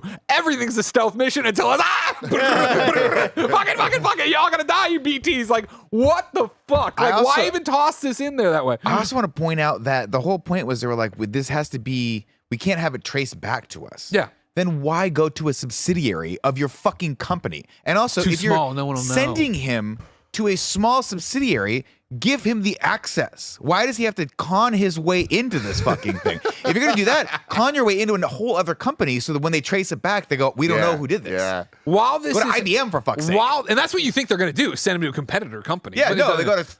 go to whatever. While this is all happening, right, in Smallville, Clark is still hanging out where the kids have gone bowling, and it turns out, Ricky Bobby, what's his fucking name? Brad. Ricky? No, Ricky the kid. Ricky isn't that popular with his classmates or whatever. They go bowling. It's like, okay. And he sucks at fucking bowling. And so then Brad comes over to try to. Shitty bowler. Brad, drunk off his ass still, of course, comes over, oh, Kent, you're still here, blah, blah, blah. Makes his moves on Lana or whatever. Walks over and like, I'll teach you how to do it. I was second county All-American. I did it twice, championship bowling.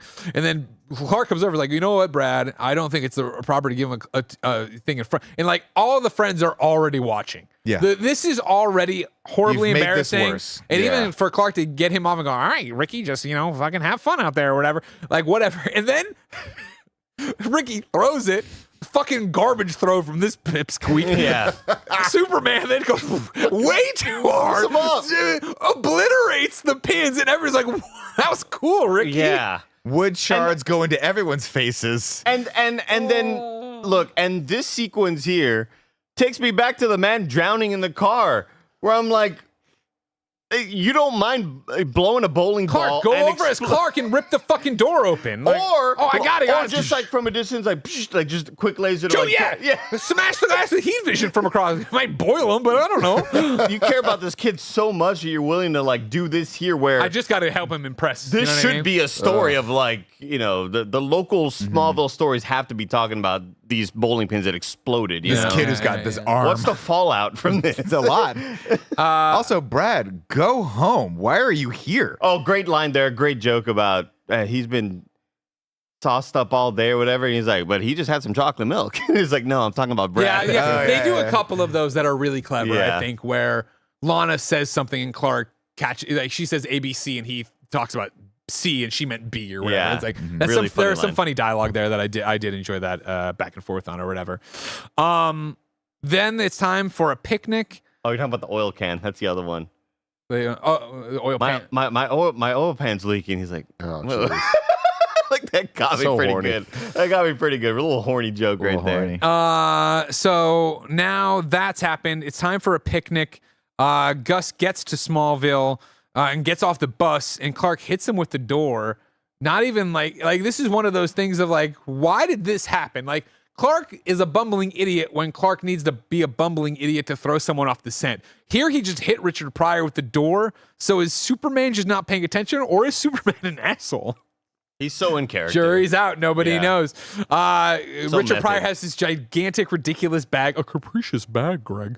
And then he goes up and sees a ridiculous. I did not expect a succession. Yeah, reference. I'm not as good as you. I tried. He sees this ridiculous, like Colonel Sanders outfit in the window that is so awkward. I was like, oh, he's gonna buy it, and then he walks away from it. And Jen was like, "What was that?" was and I'm the like, point? And then, I it don't comes really back later. remember. Dude, I did not as I'm watching this, I go, all right, this is probably some 80s reference that I don't understand. I thought it was going to be like a joke about KFC, even though there's product placement later for the KFC bag or There is, whatever. It doesn't matter. Anyways, in case maybe that's still what they were going for and they really wanted you to know.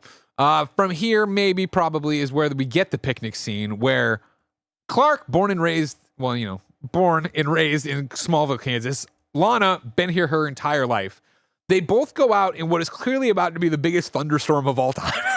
As a Midwest guy, I'm like, why are you trying to throw a picnic here? And it's probably because Richard Lester had only this one day to shoot this fucking thing. But also, where are you throwing this picnic? Just high weeds on the side of the highway. Like, Oh, you don't do this a lot in Metropolis? Me and Mom do this all the time. But it's weird that, like, obviously I don't do picnics. I don't whatever. Maybe I don't fucking know. Andy, maybe I don't know how you're supposed to Yeah, fucking no, picnic. you're I right. picnic a lot these days. So when you picnic, can I give you 3 scenarios? Please. One, Obviously, I don't pick. you go up to a nice little hilltop. Maybe there's a cemetery there, maybe there's not. But you got a great grain sweeping view of this beautiful small town America where there's no crime and you've lived there your entire life. Yeah, And that's where your mother and father raised you when you were a baby. 2, just pull off anywhere. Just anywhere on the side of the road. And make sure you put the blankets right down in prime tit country. Yeah. Just Thank high you. grass. Thank you for reading my mind. Oh my high God. grass. His and mind make was sure your the mind. combines are coming toward you as that's happening. Or Ricky 3, just lives in anywhere else. Smallville. Knows this is like Farm Kid 101, right? Of like, like a stay away storm from drain the right there. thrashers as Yeah. they're going through, picking up the wheat. Dude, that's Lord. yeah. Instead, we get Clark and Lana sit down. Ricky and the dog immediately run away. Clark's like, "Oh, green stuff," and then what a great picnic. And then, "Oh, look at this pate. It's got an interesting taste. That's dog food. Why are we bringing dog food? How often does this dog got to eat? Small Cole dog. eats once in the morning, once in the evening. Yeah. And if I I- push it one way or the other, the dog's fine. I like this though because I think that Annette O'Toole and Chris Reeve have really good chemistry. Oh, in this 100%, scene. yeah. He has a great moment of just like out of character for either Clark or Superman of just laughing it off and he eats another bite and it's just this very charming thing he does. It's an And she I laughs. fully disagree. I have not liked the Clark character in these movies at all. And I think that this movie and like some of these scenes, I cannot imagine this woman liking him like at all. Period. Well, I think she likes him because he's stable and not an alcoholic. And in Smallville, either Yeah, they sure. have a line where she's like, either they're married or they're Brad, and that's pretty much it. So this tall drink of water comes in with a stable job and a 401k, And he's in Metropolis. and he lives in the big city. Big city living. And she's like, maybe this dude is an option for me. And one thing I want to toss out that I think is cool and different about what we're seeing before is that I love that Lana likes Clark. Right, Lois likes Superman, right? Yeah. So fuck Clark. Lana likes Clark based on their insane. high school thing, and I got history. it's the high Yeah, school but thing. he sucked in high school. But here, stick with me. Well, he didn't suck like he sucks in Metropolis. I think Fair. even Clark in Smallville here tones it down, and maybe that's just Chris He's Reeve. eating dog food. Yeah, but again, like but he's an alien. I don't think What real food is. I don't think He just I got don't here. think he ate the dog food initially thinking, oh, it's dog food. I think he did eat in pate. It's dog food. And then I think it is a genuine, stick with me, Clark, Kal-El, whoever he thinks he is moment of him eating more and being a goof. Because he's just he's being a goofing, goof. knowing It's he's going to charming. get getting a thing out of Yeah, it's the cute. girl She he's laughs, interested in. and yeah. And so it's like, it's a weird one where it's like, both facades are at the lowest point they've been, where it's like, okay, you're kind of this is a real moment, and you're not always being I'm going to fall down and do this, which is why the door thing's so weird. And Oh, weird. gee, it's dog food. Yeah, like, we didn't get that. Yeah. Yeah. So I don't know. I like this a lot in terms of what they're trying to do and what they do here, but it doesn't matter because then it's time for then the oil pan's leaking, which she clocks from. It's like the fucking Zapruder film of JFK. She's down on the other side of a hill, and she looks a little bit left, but it would be all the way behind me. It was like, oh, fuck, look at this. It's fucking leaking over there. You know what I mean? I'm like, no way she would be out possibly see this. But she goes and starts working on her shitty car, to which Clark's like, oh, man, where's Ricky or whatever? And just starts X-ray vision. He hears the dog whine, right, with his super Right. hearing that never exists unless it needs to exist. So he's fucking, and he looks over, and it's the fucking dog crying over little Ricky, who off camera tripped and hit his head on a rock and is Such a dead. bizarre just pacing of the shots here. And now Just we got like, the why? fucking the wheat threshers coming at him. That's going to kill him. So amazing. And so I again, love the visuals of super hearing. We had the little Yeah. like sound waves. Oh yeah, we coming had a out of little him. like That a was little kinda cool. Wi-Fi signal coming Yeah. out of his brain. and then again, it's just another like, man, these aren't the choices I would make as Superman on how to solve this situation. Lana is distracted, doesn't see what I'm doing. I can see over there that it's not like he's dying in 2 seconds. I could run at super speed into the vision of these people and then start running at a normal human speed. Like, stop, there's a boy. You know what I mean? Yeah, But that instead, would make Hide in the cornfield, like run through the cornfield low. Instead, what Superman decides to do is full on don the uniform and cape, come in, sweep in, not even grab him and get out of the way, come in and fuck this machinery up. Just tractor, and then he gives the worker a look like, you son of a bitch. You I was like, motherfucker. I was on the work. I can't see through the fucking His wheat. poor kid's like, is he all right? Get your I goddamn didn't kid and know. dog out of the way. Yeah, Superman right? is Stop like- eating fucking dog food. Superman's like, I'm gonna kill everyone you know. I'm gonna Again, kill everyone you Superman's know. got an edge to him. I'm not a Yeah. thousand. He scares me. You know what I mean? Yeah. But anyways, then Superman comes back. Ricky wakes up like, Superman, yeah, I'm flying you around or whatever. To which Jen goes, support his neck. He's just got this kid But like, dangling. again, to your point, like I just love that he's so committed to the duality of Clark and Superman that he can't just do anything good as Clark. Yeah. Especially when he knows this lady likes him as Clark. Like, run over and save the fucking kid. Yeah, Come back with him. Hey, Ricky hit his head. We gotta go. Be there for her and don't gaslight her. You know? Instead, he lands, drops him off, says some shit, flies away. Oh, where was Clark? And then immediately, this is, I think, one of his better, like, That's a good change. I quick I found changed, and I got it. He's coming out with the dog. Like, oh, well, Superman. Oh, he was not a big deal. I see Superman all the time. Metropolis. Yeah. Could you get me his autograph? Oh man, if I had a nickel for every time a kid. Cut away. From there, we are to now Gus's nefarious plan in Smallville. He goes to Wheat King, which is a subsidiary of Webco, where he knocks on the glass, and fucking Brad is in there sleeping. He wakes up. I'm gonna do this weird voice as Richard Pryor of how we're all in trouble and I need to come in and set this shit up. And of course, the only thing that could possibly get him in is, in fact, a mini bar. They're gonna set up a mini bar for the What okay. the fuck? And of course, Brad says, "Come Sign right me in, up, yeah. right in there," because I know that I stupid. won't get in It's trouble like for Bugs drinking Bunny, the like mini bar. flying to the food, smelling Yeah. it. You know. They go in there and I'm sure we cut back and forth a bit, but it doesn't matter. We go in there and we're just drinking the night away now. All right. It's Brad. It's Richard Pryor in this giant foam hat. Whatever. It's not, but a tequila sunrise. You know, it could use vodka. There, blah. You don't pass out, do you, Brad? Never. Poof, falls down. And then it is a little funny of like, you thought I was drunk. I'm not drunk. I got you. He gets up drunk off his ass. Like, that's kind of funny. You know what I got you.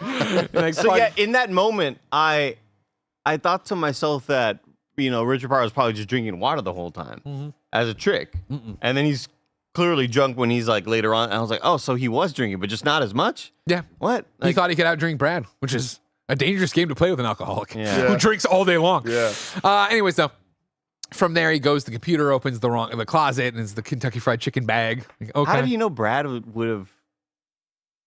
It's an excellent question. Well, everybody likes alcohol.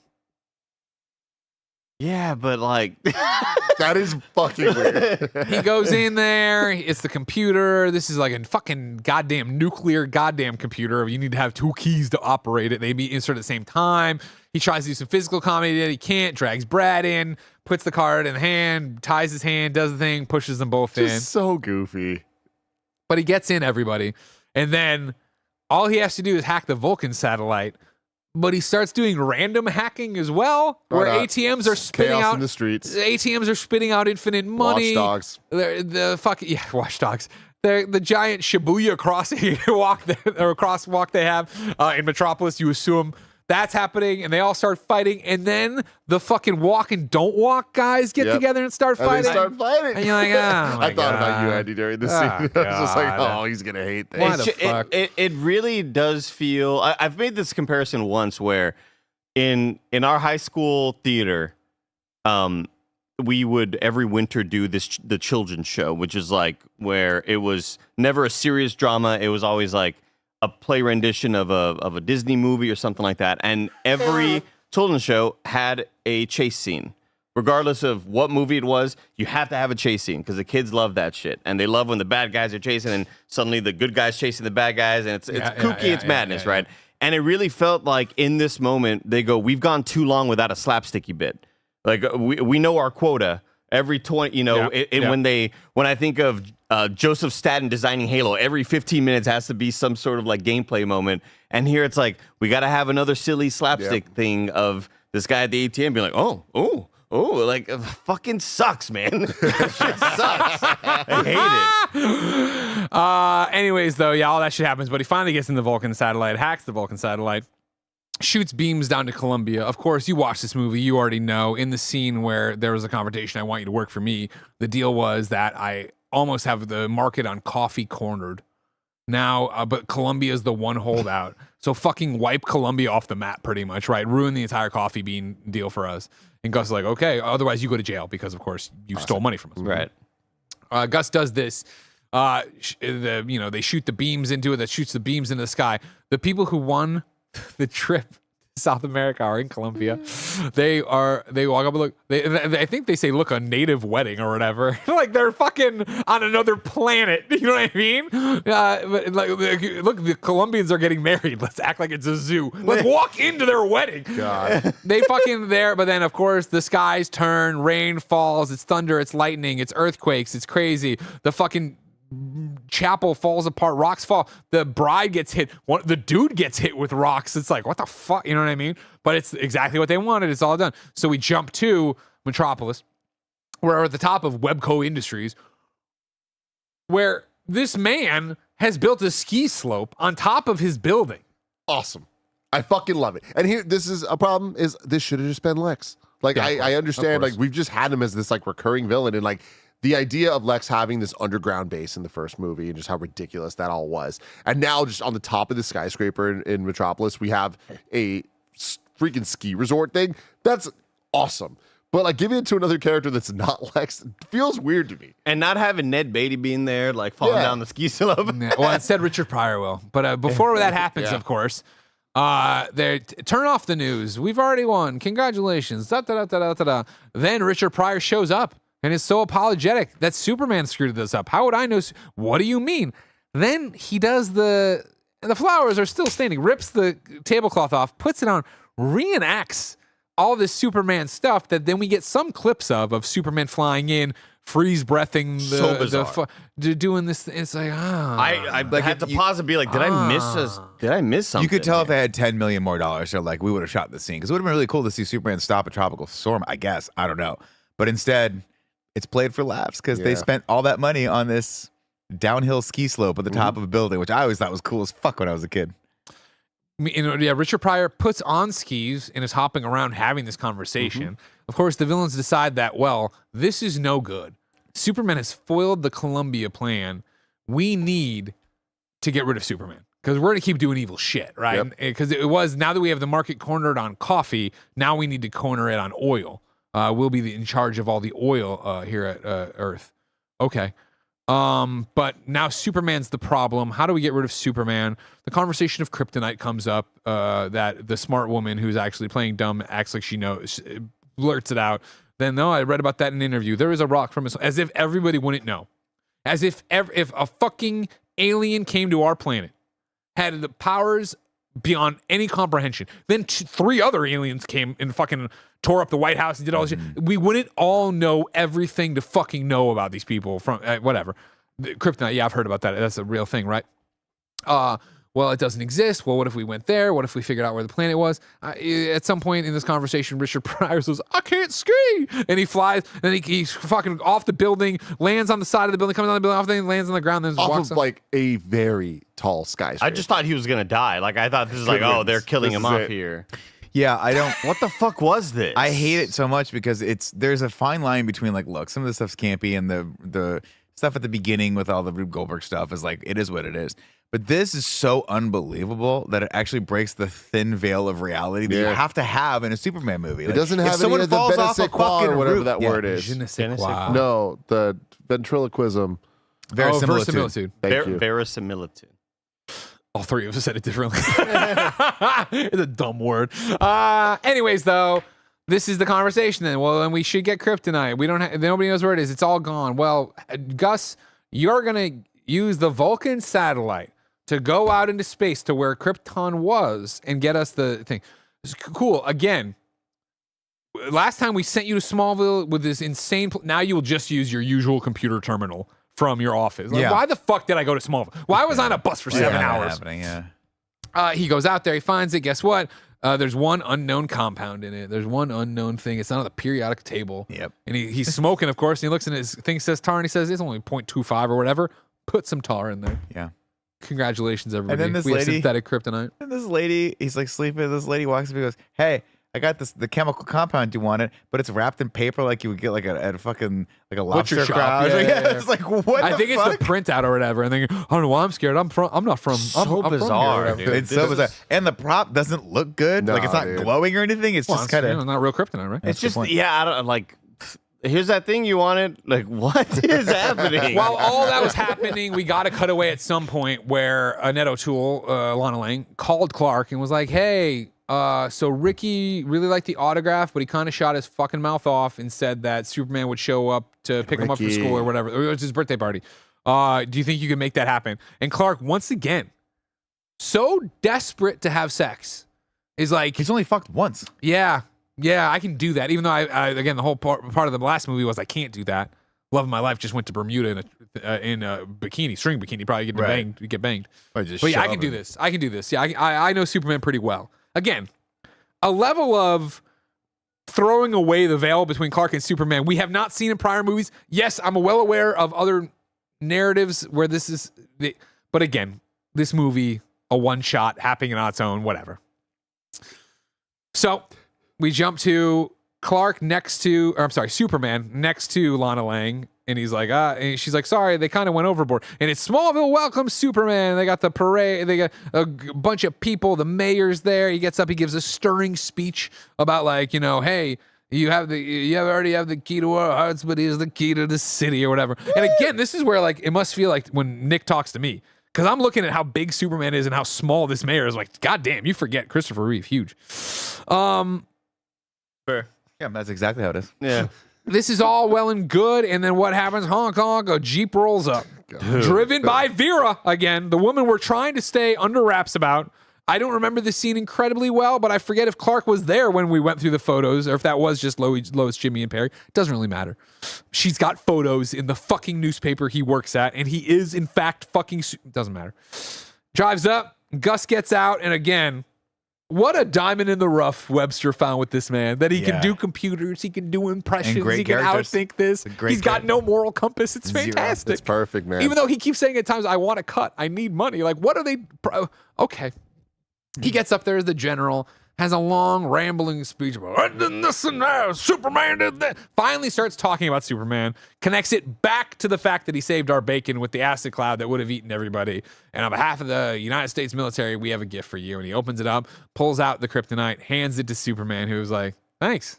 It's so awkward. It's nice.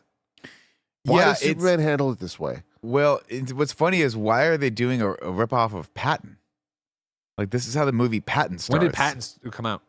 I don't. I mean, I'm assuming beforehand. Well, no, Patton for ripped sure. them I'm just off. saying, are they trying to Explain more, Nick. The movie Patton, 1970 started off with George C. Scott playing famed General Patton, walking around stage in this exact same outfit. And there's a giant American flag behind him. You've seen flag. it Oh, okay, a lot of parodies of it. But so I guess this was his inspiration. We're like, well, I'm gonna do a little Patton here. I'm like, why? It's weird. And then also Superman, you've seen green shit before. Exactly. It's like maybe like what be a this little might suspicious be. of this. And even if you don't know what it is, it's fucking weird. you You're should getting this. Take right it back now. to the fortress. This is But like, Superman's a nice guy. But this is like somebody busting out a fake gun on an airplane Yeah. and being like, "Oh, it's just like it." If I'm Superman, I'm like, "Whoa, what the fuck you think you're trying to do right now?" Like, you know what that could do? I don't know. It's just all of this is so bizarre. But I mean, he sees it and doesn't feel the effects of it. I'm with you. Don't get me wrong. I'm not trying to justify this. I just think if somebody came up, I mean, listen, we've all been to kind of funny meet and greets. A bunch of y'all weirdo fucks. You give us weird stuff. I go, oh, thank you. You know, I'm learning from this. I'm kidding, everybody. You give great gifts. No, but I'm thinking when Andy was a fan and you give me these weird drawings. Yeah. I'd be like, thanks. I mean, to use Andy's analogy, though, right? It's like as if you had been shot, and then to thank you, someone brought you a recreation of the gun that shot you. Yeah. You'd be like, "Whoa, what the fuck? Like it looks like kryptonite." Like, are you trying to piss me off? Like, What's going at- on at here? the I don't least know you're your pissing me angle. off. It'd be like Yeah. someone bringing you like a Nutter Butter. yes, Yeah. Don't You give know? them ideas. There's a parade on Saturday. All right, don't need Yeah. that. Someone recently apologized to me about that. But we'll stay out You of really that. made a big deal. Well, it was, You really made a big deal. don't turn this around on me, all right? Anyways, then they, Superman, Gus calls back to HQ and reports back, I don't know why I didn't kill him, and he hangs up on him. Webster, all angry that it didn't kill him. From there, we go to Lana Lang's house, where she had promised Superman the best home-cooked meal he's ever had. And so they're there having a very pleasant, normal conversation with Superman, and then the phone rings. And Lana goes in to take the call, and Superman does the stumble and whatever, and then just he wakes up a dick. It starts, you know what I mean? I was very confused by a lot of this. So confused and legitimately out so far in these movies. Like there's been things they've done that I've really disliked, like, and that were very unclear. Last week I was talking about Superman 2, him losing his powers and getting him back. Like it just felt confusing. Like I was following, but I was like, but why? Yeah. How? What? And now this again, I was like, why does he have makeup like that? Is the kryptonite affecting him? Is it making him evil? Is this a Spider-Man 3 type situation? And then, yes, it is. It is, But yeah. like somehow, I would say even worse in terms of him being bad and acting like an idiot. Like we already have a Clark that I don't like the way he's acting. And now we have a Superman that's just acting the makeup alone. But are you saying that this is better or worse than when he's like, slip me some shade? I mean, dude, it's... This is better. I don't know. way better That was, No, real talk, That was I so don't out of know. pocket. I really don't know. Hey, slip me some shade. I'm not saying it's good. I This know. is really, really like at least in Spider-Man they built it up of it's the Venom, it's the symbiote, like he has it Well, now, what's- whatever. This is just like, why is he bad? I now? didn't What's get, unfortunate yeah. is they This needed fake kryptonite's making him bad. they needed to do. And correct me if I'm wrong, but they needed to do like red kryptonite, right? Which is I think in the Red com- Kryptonite would have been great, yeah. Red Kryptonite in the comics was what like split him or made him bad, and it doesn't make any sense. Like it would have been a hard sell, but like nobody knows what color Kryptonite Spend is, time right? focusing on building that up to Right. some extent. Tell and me then that, it's all word, good. that there's 100%. this other type Go of watch Kryptonite the out there. Smallville episode Red. Holy Yeah. shit, that is an episode. What I Slips needed- on the class ring, you see it go through his veins and his eyes light up red, and then he's just fucking awesome. And then he's fucking awesome. Fucking awesome. Slip me some shade. No, but there's a great. I watched all the Smallville commentaries as well as you'd imagine back in the day. But like Superman, Clark Kent finally has all his power. Well, not all his powers, but he's like he has no inhibitions anymore, right? Yeah. He's selfish. It's going to make him walking selfish. hard on. Also true, but it's going to make him selfish, right? And like, what does he do? Like, you have all these powers, and your parents have made you in his mind made you hide them and do all this different stuff forever. Like, you finally have all your powers. He runs to Metropolis and like buys all this stuff and buys a GameCube. And he's up in his loft playing Nice. GameCube, and Oh, Jonathan yeah. comes up to yell at him about it, and then he's like, "Fuck you, Dad!" and jumps out the window and rides off on like a Harley or whatever. What I needed was during the creation of this kryptonite, I needed there to be some like, hey, we didn't get the ingredients right. We didn't get it like 100%. it won't kill him, but something will happen. Like, it will do something to him. There's enough Here's there. what I would go against. I don't think you needed that as much as when he initially got it. Something. A physical twinge reaction, a close-up, a thing, like something to let you know it's affecting him. Because it doesn't make sense. What doesn't make sense to me about it is he has it. Thanks, it's nice. And then he's at the table with it, holding it. Thanks, it's nice. You get that again. And then he's at Lana's house not holding it. It'd be different if he was he picked it back up and it Or if it pricked was his like skin or a something. ring or a thing they put around his neck of like an honor, like a ribbon or something like that. Anything. But yeah, it's weird. Then there's a follow-up to Red later on, right? Because he eventually tells Pete his secret or whatever. Yeah. And Pizza. this is like the best line ever, all right? And I'm probably going to fuck it up. But I forget what it is. Check and remind me. Something's going on that's also then releasing the inhibitions. This is later on, right? Of like Pete and Chloe and all. Like something like mind snatcher kind of shit. I don't know what's going on. But with Pete knowing the secret, he walks up to Clark and he's like, here's the problem. I finally figured out your problem, Clark. It's that for you, green means stop. And red means go, and he puts the red kryptonite in Clark's pocket, and Clark does again. It's fucking what dude, a that's kinda moment. tight. I You know what I like mean? that. Sam Jones the third, never forget. Chloe. Chloe Sullivan. Yeah. She related to anyone? Please, if we're not gonna, if we we're, don't if wanna go we're down not the Chloe gonna do small villain review, do I really need to go into Chloe Sullivan, who we're all watching the show, being like, clearly she's gonna become Lois Lane. That's where we're going. No, they introduce Lois Lane. Okay, but it's her cousin. It is. So yeah, So it's her cousin. yeah. That's what I was thinking. Okay. Oh, 'Cause with Lana Lang. I had Oh, my I thought mind you were blown. talking about I the always thought- controversy behind the actress. I thought that Lana Lang. I thought it was Lana Lane. I thought it was cousins, but I only watched a handful of There you small go. Okay, episodes. yeah, This all yeah. makes sense. There Yeah. is a cousin. There is a it cousin. is. There There it it is. is. Congratulations, We solved the problem, everybody. everybody. Anyways, she gets the phone. He gets affected. She comes back in. Oh, there's this fucking thing hanging off a bridge. You need to go help Superman. She opens the door. He's like, I can wait. Why don't we? get there in Why time. don't we enjoy our time? Why don't we relax or something? Yeah, She's like, and sits down, and then it's like, yeah, it's rare to see a Why don't woman. you check out this boner?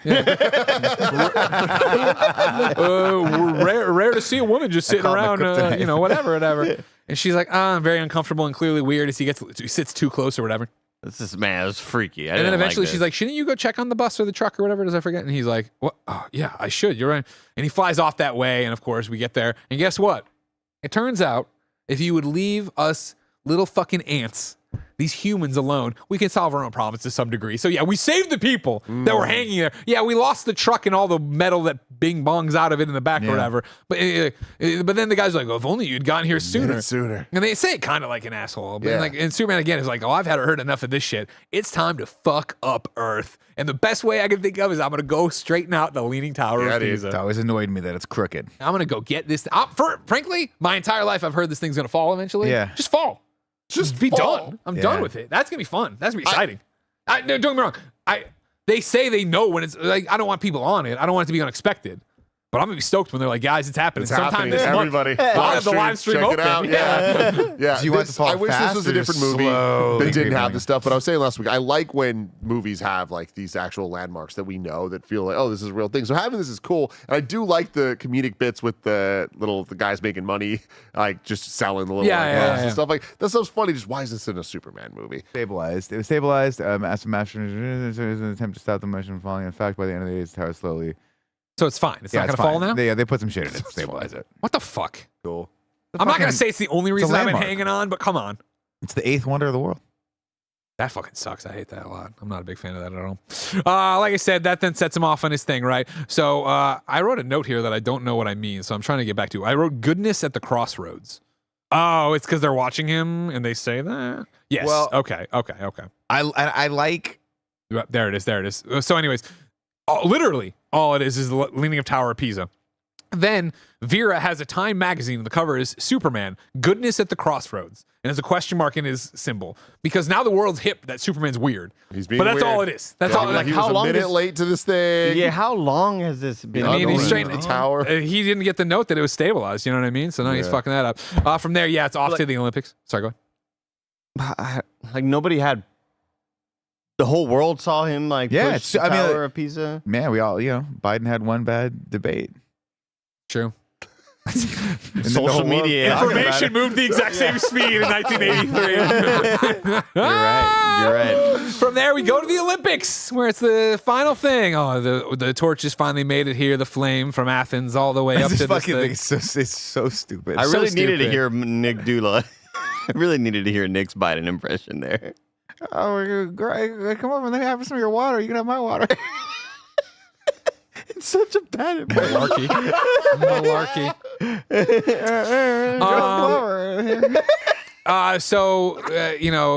With them reading the Time magazine, there's also this conversation then about the oil. Gus has programmed all the tankers to go to one place. One tanker isn't doing it. That's the whole thing. Gus wants in on the action. He wants them to build him this supercomputer it'll be able to do anything he wants, and that means anything that Webster wants. I always love he pulls the things out because he's written them on various different things. Yeah. I thought that was cool. Yeah.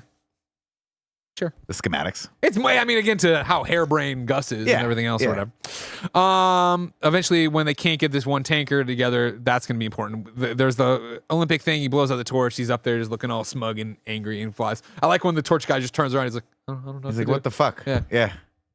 This is largely ceremonial. Then, we've laid out all the stuff, and this is where they're like, okay, now that Superman's evil and has no morals, we need him on our side. Yeah.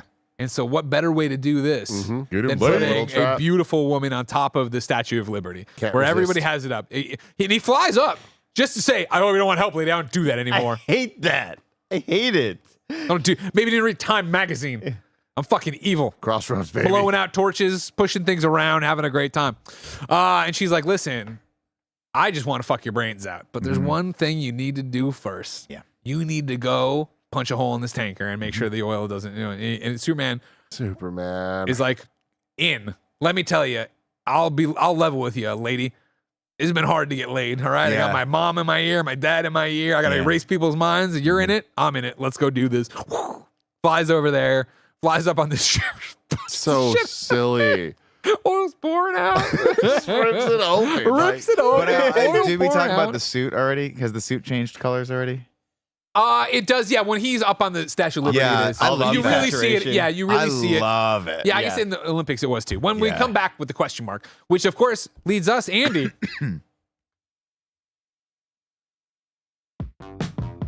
Super suit, pooper suit, super suit, pooper suit, super suit, pooper suit, super suit, pooper suit. Let's talk about evil Superman's Superman suit. Of course, so far for 1, 2, we have just the same Superman suit. We agreed they're both super suits.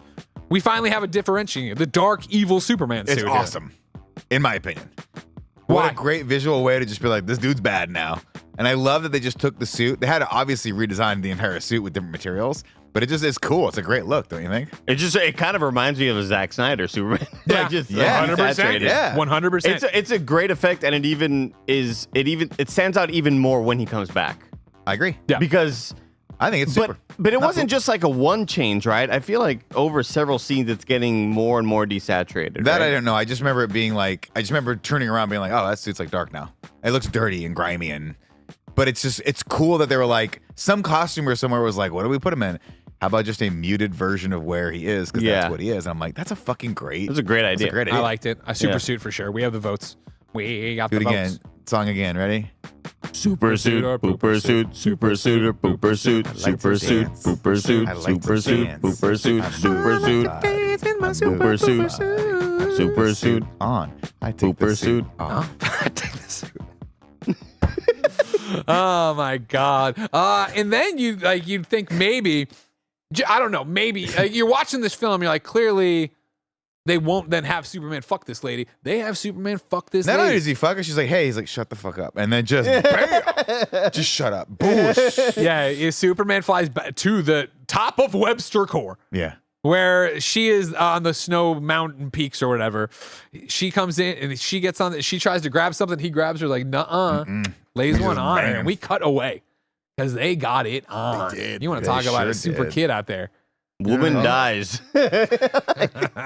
Went too hard, man. Woman crushed during coitus. There's probably cutaways here of this stuff getting flown into whatever desert cavern there is where they're building the supercomputer for Gus. Congratulations there, everybody. There's also the bunch of the cutaways of like now the world's in complete turmoil, right? Gas costs $1 million. Fights are breaking out because of the gas. There's all sorts. That's the third one this day. It gets worse at night or whatever. All this dumb shit people are flipping out about. I gas. love that too, because these 5 oil tankers cause a gas crisis in America. like we have 0 oil reserves at all. Like we wouldn't just be like, "This is a massive thing happening, and we can unlock the oil reserves in this." And totally Talk to Jimmy Carter, all right? Yeah, fair enough. Thank you. This was Reagan. Well, I mean, but Jimmy Carter is the one who like ate shit for all that, right? Yeah, Listen, Americans, Just tighten your you got to belts, tighten your belt. whatever. They're like, fuck, get out of office. The fuck we do, bro. We're not sacrificing shit, Jimmy. We do. We will elect someone who Not will fuck waiting up in line. this nation for generations. Thank you very much. From here, we get the, fucking classic scene of Superman at the bar. I think they're watching gas prices shit on TV and they pan out, right? And they're complaining. Yeah, they're the guys complaining like, somebody's getting rich off this. I don't know who, but somebody. We need a Spider-Man. And instead, it's Superman sitting at the bar, just fucking with the bottle, shooting Jack. Just audience outside. Superman. They're doing this. You see that class solidarity on, man. It's great. Like, all these people have been, it's people up top, man. Yeah. I should have mentioned probably that Alana and she needed one final push. I forget what it was, but she called Smallville Airport and got a ticket to fucking Metropolis. And so they show up, by the way. Superman's in there, and then he dumps the peanuts out and he starts flicking the peanuts. Look in at the the bottles. nuts. Oh my God. Yeah, You guys like, smash them. stop. Please stop. Please stop. Got I that gave 5 you- o'clock shadow. Yeah. Here's a question for you guys. You're at this bar. Yeah. Do You know it. I'm walking right up to Soups and be like, let's go. Let's fucking go, right? Let's fucking Can I go. buy you a Paps? Let's go. Let's see where this goes. You know what I mean? Can I get a cool suit like that? I want to be kind of Yeah, evil give me the too. boots. Let me have your boots. I wasn't sure where you're gonna go with that, Greg. I was like, for a second, I thought you were gonna say, like, let's go kill people. Well, I mean, where's the day gonna take But us? again, he's not doing that. He's just being an asshole. Yeah. It's like, So anyway, this is. You could be worse. Right now. He smashes all the bottles and he sees himself in the mirror because people are talking shit. I think Lana and Ricky are out there talking shit, and he burns it and morphs it with the Superman. lights. Yeah, You're no, so save good, it, save Superman. it. Then he comes out. Yeah, what are y'all looking at? What are you? And I'm like, that's how he's talking to the people when he's good, Superman. What are you looking at? Get out of here! And then Ricky's like, no, Superman, it's me, Ricky. You're still good at you. And then He goes Superman on for turns so long. and does like the fucking scary movie runaway, like, like running down the street, like, dude. Lester, have him take 2 steps and fly to the corner and then cut away and then come back and he flies away. I was like, And we just dude. still keep hearing this kid. It's- Superman, no. It was in Superman, this no, sequence that I no, remembered no. that they were still in the movie. Yeah, Like, yeah, for sure. You had the long gaps without seeing Christopher Reeve. You had these long gaps without seeing the kid and Lana again. Yeah. So of course he can't get the voices out of his head and he lands in a junkyard. And everyone's like, get the fuck out of here. I saw him in Time magazine. They all run out, leave it, and then Superman separates evil How did they Superman. print that so fast? Clark Kent. And this is the Battle of the Titans. Of course, a fight representing their internal conundrum. I'd love to see the alternate, like, it's like, spoilers, the end of Fight Club. It's just evil Superman punching himself and rolling around in dirt and shit. Yeah, this was like traumatizing for me to watch as a kid because the shit that happens in this is fucking horrifying. Yeah. Him, the compactor, Getting crushed in the compactor, the man. thing smashing him, and then I mean, we can go beat by beat if you want to, but the fucking thing ends with Superman on his knees. Choking Clark Kent. Choking the life out of the other like the bad soup. It's good. It's like fucked up, and he's I'm like kind of coming at the same time. Like there's a little cum. He was, yeah. Oh my God. And then he's back to himself, and I'm like, what the fuck? I saw never this. need I was to like, what is I happening? really don't need to see that face ever again with the shaking. With the shaking. I'm going to toss it in right now because it's just a funny juxtaposition that you might have missed. I don't know if you're that checked out at this point in the movie. But of course, we get the icon. We hear the music. You see the colors. We're back. And you're like, awesome. oh shit, there is color here. Yeah, that's Fuck right. yeah. There's a really funny moment at the end of the film when Gus is dropped off at the coal plant and Superman flies away and he's this long bit of like, is there a bus? Is there not a bus? There's a computer. Are you friends with Superman? And he's like, me, Superman? Yeah, we go back. And Gus does this. It opens up his shirt. Gus, how the fuck do you know how Superman disrobes to show his symbol? Yeah, that's a very Good point. call. You're playing with information you shouldn't know there, Gus. Yeah. Anyways, Superman's back to normal now, right? And so he is down to fuck this shit up sideways. And so he goes back to it. They've been building the fucking thing. They're ready to open up the computer. So they all go to this canyon. The 3 bad guys take their balloons down, their little balloon contraption machines. Sure. They're Gus shooting doesn't missiles want to at do him on a that. video game. So Gus rides a mule down, and they get in there, and they start. The three bad guys turn on the machines and get everything running. Yada yada. Superman goes to his fuck palace and the ski slopes on this Webster thing because he figured out it was like, wait a second. Oh, actually, Superman first goes and puts the oil back in the tanker. He does do that right away. I love that scene. Then he goes, blows it all back. A lot of seawater in that And I world think- now. Useless, but Again, whatever. you know, we take it for granted, I think, with where superhero films are now and blah, blah, blah, and like the acting part of all this, and even Christopher Reeve and how great he was in Superman 1 and, you know, standing up and all that stuff. When he's, looks as good as it can look. When he's doing the heat vision, he's doing a really interesting thing. Imagine without the heat vision effect that we see, he's just like moving, and I'm like, damn, you're really fucking acting this out that you're doing heat vision. I liked it, whatever. Good for you, Chris. Anyways, though, then he flies back to Fuck Palace where he walks in. No, he knows nothing of what's happening. Zero memory. But he remembers the smell. You know what I mean? He walks in. He must remember. He's gotta have some memory He of remembers. this, He knows right? to go back there. But he figured out that this woman wanted him to punch a hole in the tanker. And so he's like, there must be more to this than that. He goes in there, walks in. They're not there. Instead, an automated message from Vera Play saying, come fight us. Which is such a... Why are you giving this away? You know what I mean? Like, why would you do this? And like, I was listening to a podcast about Superman, or it was a YouTube video about Superman 3 when I was, what don't I know kind of thing.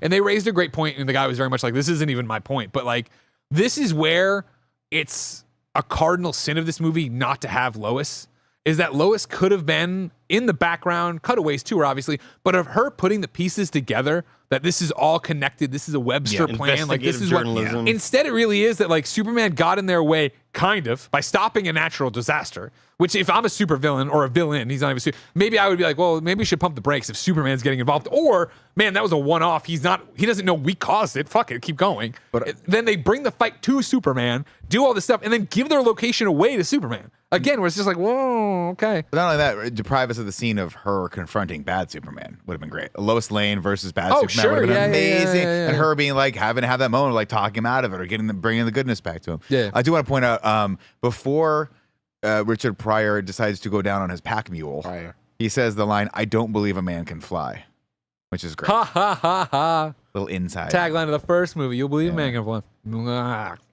Anyways. All right. You really like it? No, not at all. But I was just thought, don't the balloon things look fun? Yeah, sure. Then, of course, it's time to go. Superman is coming to fight them as they wanted, and they have gone through and made a video game out of this, Andy. You know how easy it is to make video games like this. So they went and animated Superman from different angles. So he could do all this shit, and they could shoot at. You're going to use all your rockets, Webster, or Bubba, or whatever, Booba, or whatever they call him. And then Again, so much of this felt like a TV episode. Yeah. They fire the big missile, of course, where they're like, let's do this and let's distract that. So the big missile eventually hits him and he tumbles a bit, and then he's still fucking Superman and comes back. Okay, yeah. Eventually, Richard Pryor comes in and sees them using his machine for evil.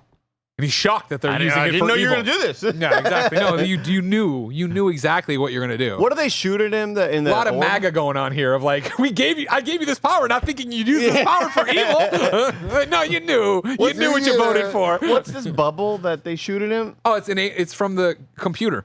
Superman It's the same comes material that his in. S is made out of. Yeah. Superman comes in, says some shit. All right, Busters, you're all in trouble. And then, it's probably like, you think I'm with them? Because I've done everything they've ever asked and led to this exact point in the movie. I'm not with you. Look like you are to me, mister. The four of we. Yeah, exactly. He approaches, he gets the weird bubble that you're like, then they're like, let's see how You can breathe in space. Yeah, how does he do without oxygen? I don't know, Vera, but he ends every fucking movie flying in space smiling at me. I'm not really worried about him getting choked out by this thing. Finally, Superman remembers I have heat vision and blasts through the fucking thing to get out of it. Then, of course, it's time for the weird, GLaDOS machine coming down. It sets itself to kryptonite. Bing! And what's that? It's kryptonite ray. Oh, yeah, we figured it out, Gus. You fucking idiot. We were able to figure out what the unknown chemical, or the computer was, because the computer's so smart. So It's learning. It's a learning language model. Exactly. Superman melts there, and they're like, oh, no, Superman's going to die, except this is what we wanted. I glossed over this at the very, very beginning, and I think we've passed by it now, but I do want to point out yet again that at one point, it is revealed that everyone that works for Weber really knows computers. The sister's they're quick studies. She's like, I know more about computers than you'll ever fucking know. Well, then why do we have Gus in this movie at all? And then the blonde lady's like, I'm very, very smart. And it's like, so everyone knows computers across the board. What are you gonna do? Cool. Gus has had enough. He grabs his yo-yo. I can't believe I've gone this entire movie without mentioning his fucking yo-yo. Timmy has a yo-yo he plays with throughout the movie. Because I didn't even realize that. he busts it out, slides down a thing like Doc Brown at the end of Back to the Future.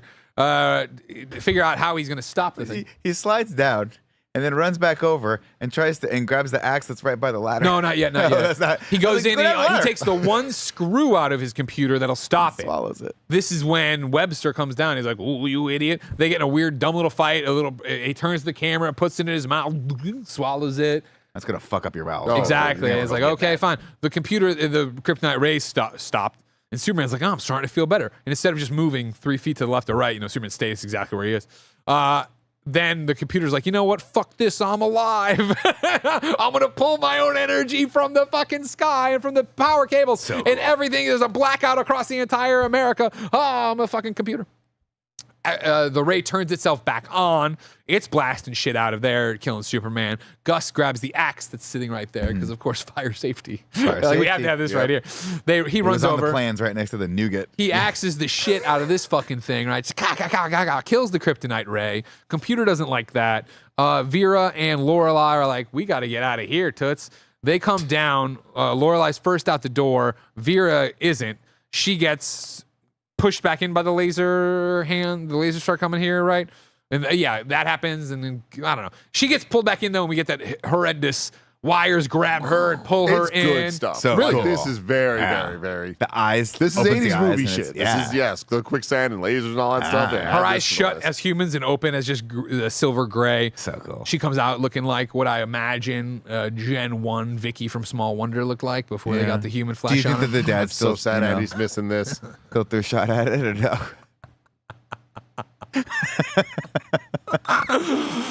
She comes out. She's got the fucking telekinesis fingers. Everybody loves from Superman too. She's in there, but they're making telekinesis balls that are pushing people up against things. Richard That's so Pryor's cool. getting knocked around. Real good stuff here. Scary when I was a kid. She's got Webster pinned down. Yeah, Superman flees. They're all like, Superman, no. He flies away. He comes back. Webster's pinned down. This computer scans him because one of the bit was that the computer can figure out how to beat anybody. It scans and sees that he just has regular old acid behind him. No threat there. Of course, we know what happens when the acid heats up, everybody. Superman comes up. He blasts the white power back at her. No, guys. White power back at her. It's just regular old acid. There's no way this could possibly be a threat to anything around Hey, it. man, the computer is sentient and pulling electricity from the sky. You know what I mean? And it's like, so it's not worried about acid melting its wires at all? Not nearly enough acid to stop it. Yeah, makes sense. And not to mention the computer's made the person is the person still a person? Anyways, Andy, you missed a Small Wonder reference. we made it, buddy. We got there. I'll send you the clip. Thank you. Yeah, please do. It got dark. Then, Superman gets grabbed and gets dragged towards it or whatever and is able to put down the acid on the outside as he gets sucked in. Here's a plot hole, I feel, of have we established it's that hot inside of this computer? No. There's nothing that would have. Well, I guess as things are exploding around it, I don't know. Nothing's exploding yet. No, though. I don't know why this acid actually heats up. I'm not quite sure. It's just like, it's almost like we forgot we have a hero with heat eyes. Because what I would have done as director, if I'm director him shoot the heat Lester, eyes out. is I'm there and as Superman's getting wrapped Lester up, the even director. there, just two things out of it into the thing. So we see, oh wow, like this was instead it just naturally warms up because it's 180 degrees, I believe is what it was the problem. But with it's 180 degrees inside of this computer. Never thought about that. None of these people have ever put a cooling rig into their tower. No, Greg, I know. I mean, Andy, here's. I thought you'd like that. I thought you'd like that. I realize, Greg, that you don't PC game. So you've never sat in a room with an RTX 3090 as you're playing Dune. It does get pretty hot. You see your PC hit like 180. 60 Celsius. 180 wild. degrees. Anyways, it does the Ghostbusters 2 Scolari Brothers. It's flopping all over and just turning colors. It's cool. I like this. You know what I mean? But it splashes on some of the CPU. And then it eats through the floor and falls down. And that was enough. that's that it. took it out. That's it. That did it. That was enough. You know what I mean? I meant 740. Superman gets out of there and he grabs Gus and he flies Gus around. Watch the trees. Whoa! Gus hates being flown. Then Superman stops at the coal plant because he needs to do something real quick, which of course is can you give me one of these? And like, yeah, sure, Superman. He crushes it into a diamond. Perfect. Like, all right, Gus, let's go. And he's like, no, fucking thank you. I don't want to fly anymore, even though that's awesome. You know what I mean? Yeah. And I'm not going to jail, which is insane. Even though you just mentioned the three of them are going to go to jail. Mm-hmm. And so, yeah, this is does your boss have a computer here? Yeah, rinky dink. Well, if he needs somebody to run it, this would be a great guy. I guess thank you, Superman, for the job reference, but I live in Metropolis and we're very far from Metropolis. Yeah, like, how about right back? Can you give me a Daily Planet reco or something? I mean, anything in Metropolis? Again, I almost killed you. I don't care what I did in the final seconds, okay? Like, not enough redemption for Greg Miller. He should have gone to jail. I mean, dapping him up was still so great. Yeah, of course, I left that out. We talked about it. And so, yeah, we have the whole thing now of Gus like, yeah, we're friends. Well, 9 miles? 9 miles. Oh, my God, 9 miles. Okay, I want to walk, but I don't want to work at a coal plant. That doesn't sound fun. Thank you. So many of these moments would be just deleted scenes in a movie that was trying to be better. 100%, like right. this little improv bit here at the end. Oh, so let me... Like, yeah. They just really loved Richard Pryor, and audiences in 1983 did too, apparently. Yeah. Clark then goes to visit Lana, who is staying at a hotel with Ricky, paying for room service. Well, I can only imagine how much this shit costs. Again, what's Lana's salary as a secretary? She had this amazing house. I don't know. I digress. Maybe she's getting alimony. Probably. That makes sense, Greg. They go in there and they're Lana's got a date, or her mom's got a date with Superman tonight. That's fucking weird. You know what I mean? That doesn't make much sense. But Clark says she can't do it, Superman can't do it, but I can if you'll have me. She's like, sure, golly, Clark, that'd be great. And then also, Superman was upset about that you had to pawn your diamond ring. So here's this one, which she puts on her ring finger like they're married. Yeah. Which I was like, oh. But also, this is like a 40-carat diamond. She will never have to work again in 1983. Sell that diamond and you're good. 100%. Ask your buddy Clark to like cut this in a fourth. And like this is the one that like again always kind of makes me go, huh? Whenever something's happening, of like even like the fact that like Martha Kent has to like work at a diner in the I mean like don't get me wrong, but like you don't have to steal, but like Superman just make a diamond that Clark turns showing in. off when it flies. Exactly. You know what I'm up to there. Back to it. Anyways, though, Brad shows up because again, Brad is just a date rapist who will not take no for an answer. And so he shows up. I've always hated you, Kent. You're too nice. What are we fucking talking about? But Clark just dodges it and then he kind of gives him the once over and he jumps off. He lands on a room service cart and rolls out. To the elevator. That was it. There's some one-liner here to end it, but I forget what the fuck it is. Going down? I don't know. Yeah. Who gives a fuck? From there, we go to the Daily Planet, where Perry White is complimenting, of course, a very tan Lois Lane on, I wish all my reporters could take a 3-week vacation and come back with top stories of whatever this Bermuda ring that's fleecing tourists or something. What the fuck is the Planet reporting on? You know what I mean? Yeah. What the fuck is this? Perry White, what kind of newsroom are you running? Why are there so many local stories happening at the Daily Planet? What do we care about this Smallville thing? Anyways, though, Lois is there. She says, by the way, Clark, I might have some competition. I really liked your story. Okay, Lois. I especially like the girl, whatever, blah, blah, blah. And then Lana walks in. It's the newest hire. Look at this ring. Clark gave it to me. Clark gave it to you. Lois is kind of swimming. I'm used to being top dog around here. But clearly things have changed with Perry White's new secretary. Clark has some excuse to leave. I forget what it is. Then they wheel in the brand new computerized bingo machine. Gotta have this bit. Oh my God, dude. Gotta have this bit. This is such It's 1983, insult. everybody. We don't trust computers, nor do we trust bingo machines. Bingo. Dude, it's an episode of TV. This is like the thing that the audience laughs at for the callback. Ends of the credits. Yeah, like fuck, man. The thing smokes. They all jump up and step away in horror. Wah, wah. Then, of course, there's one wrong, left to right. Superman flies back the to tower's Pisa. not leaning anymore, buddy. And he We then gotta make it lean. re-pushes the leaning tower of Pisa to its leaning state. Right as this poor guy had just gotten all his non-leaning towers of Pisa made. Superman waves, flies off. The man asks for the broom, starts smashing all his shit. That's so it. angry. And then Superman does the same, flies around the Earth, looks at us and smiles and flies away. Superman 3. It's the first movie in this in-review series I have to apologize for making you all watch. I assure you it won't be the last. Matt Sanders says this whole movie's a deleted scene. Yeah. That's very, very well put. It is. I mean, right now, after Superman 1 and 2, it is the filler episode of TV. It's that filler episode. We need 22 episodes. Well, the main plot can't carry you that far. So here's the weird one where Clark goes to Smallville and Richard Pryor's a guest star. Like, what are we talking about? Yeah, exactly. Now it's time for RaGu BaGu. RaGu BaGu. What's up, everybody? Welcome to Podcast Within a Podcast. Rad Guys Talk Bad Guys, where we, of course, rank all the bad guys of the Superman in Review series. Currently, the list looks like this. Number 1 is Zod, Ursa, Non, and Lex from Superman 2. Number 2 is Lex Luthor, Otis, and Miss Tessmacher from Superman. Where do we want to put Vera, Lorelei, Ross Webster? Superman doesn't agree with me, but I'm putting Richard Pryor in there. Gorman. Bad Superman? Yeah, Jeez, bad are we putting Superman in there too? Here's my thing. I don't like him. I really don't like him. But like, But bad Superman rocks. do I like Richard Pryor more than I like the first time of Lex? I don't know. It's pretty close. Do y'all have strong feelings? I just like bad no. Superman. I think bad Superman's cool.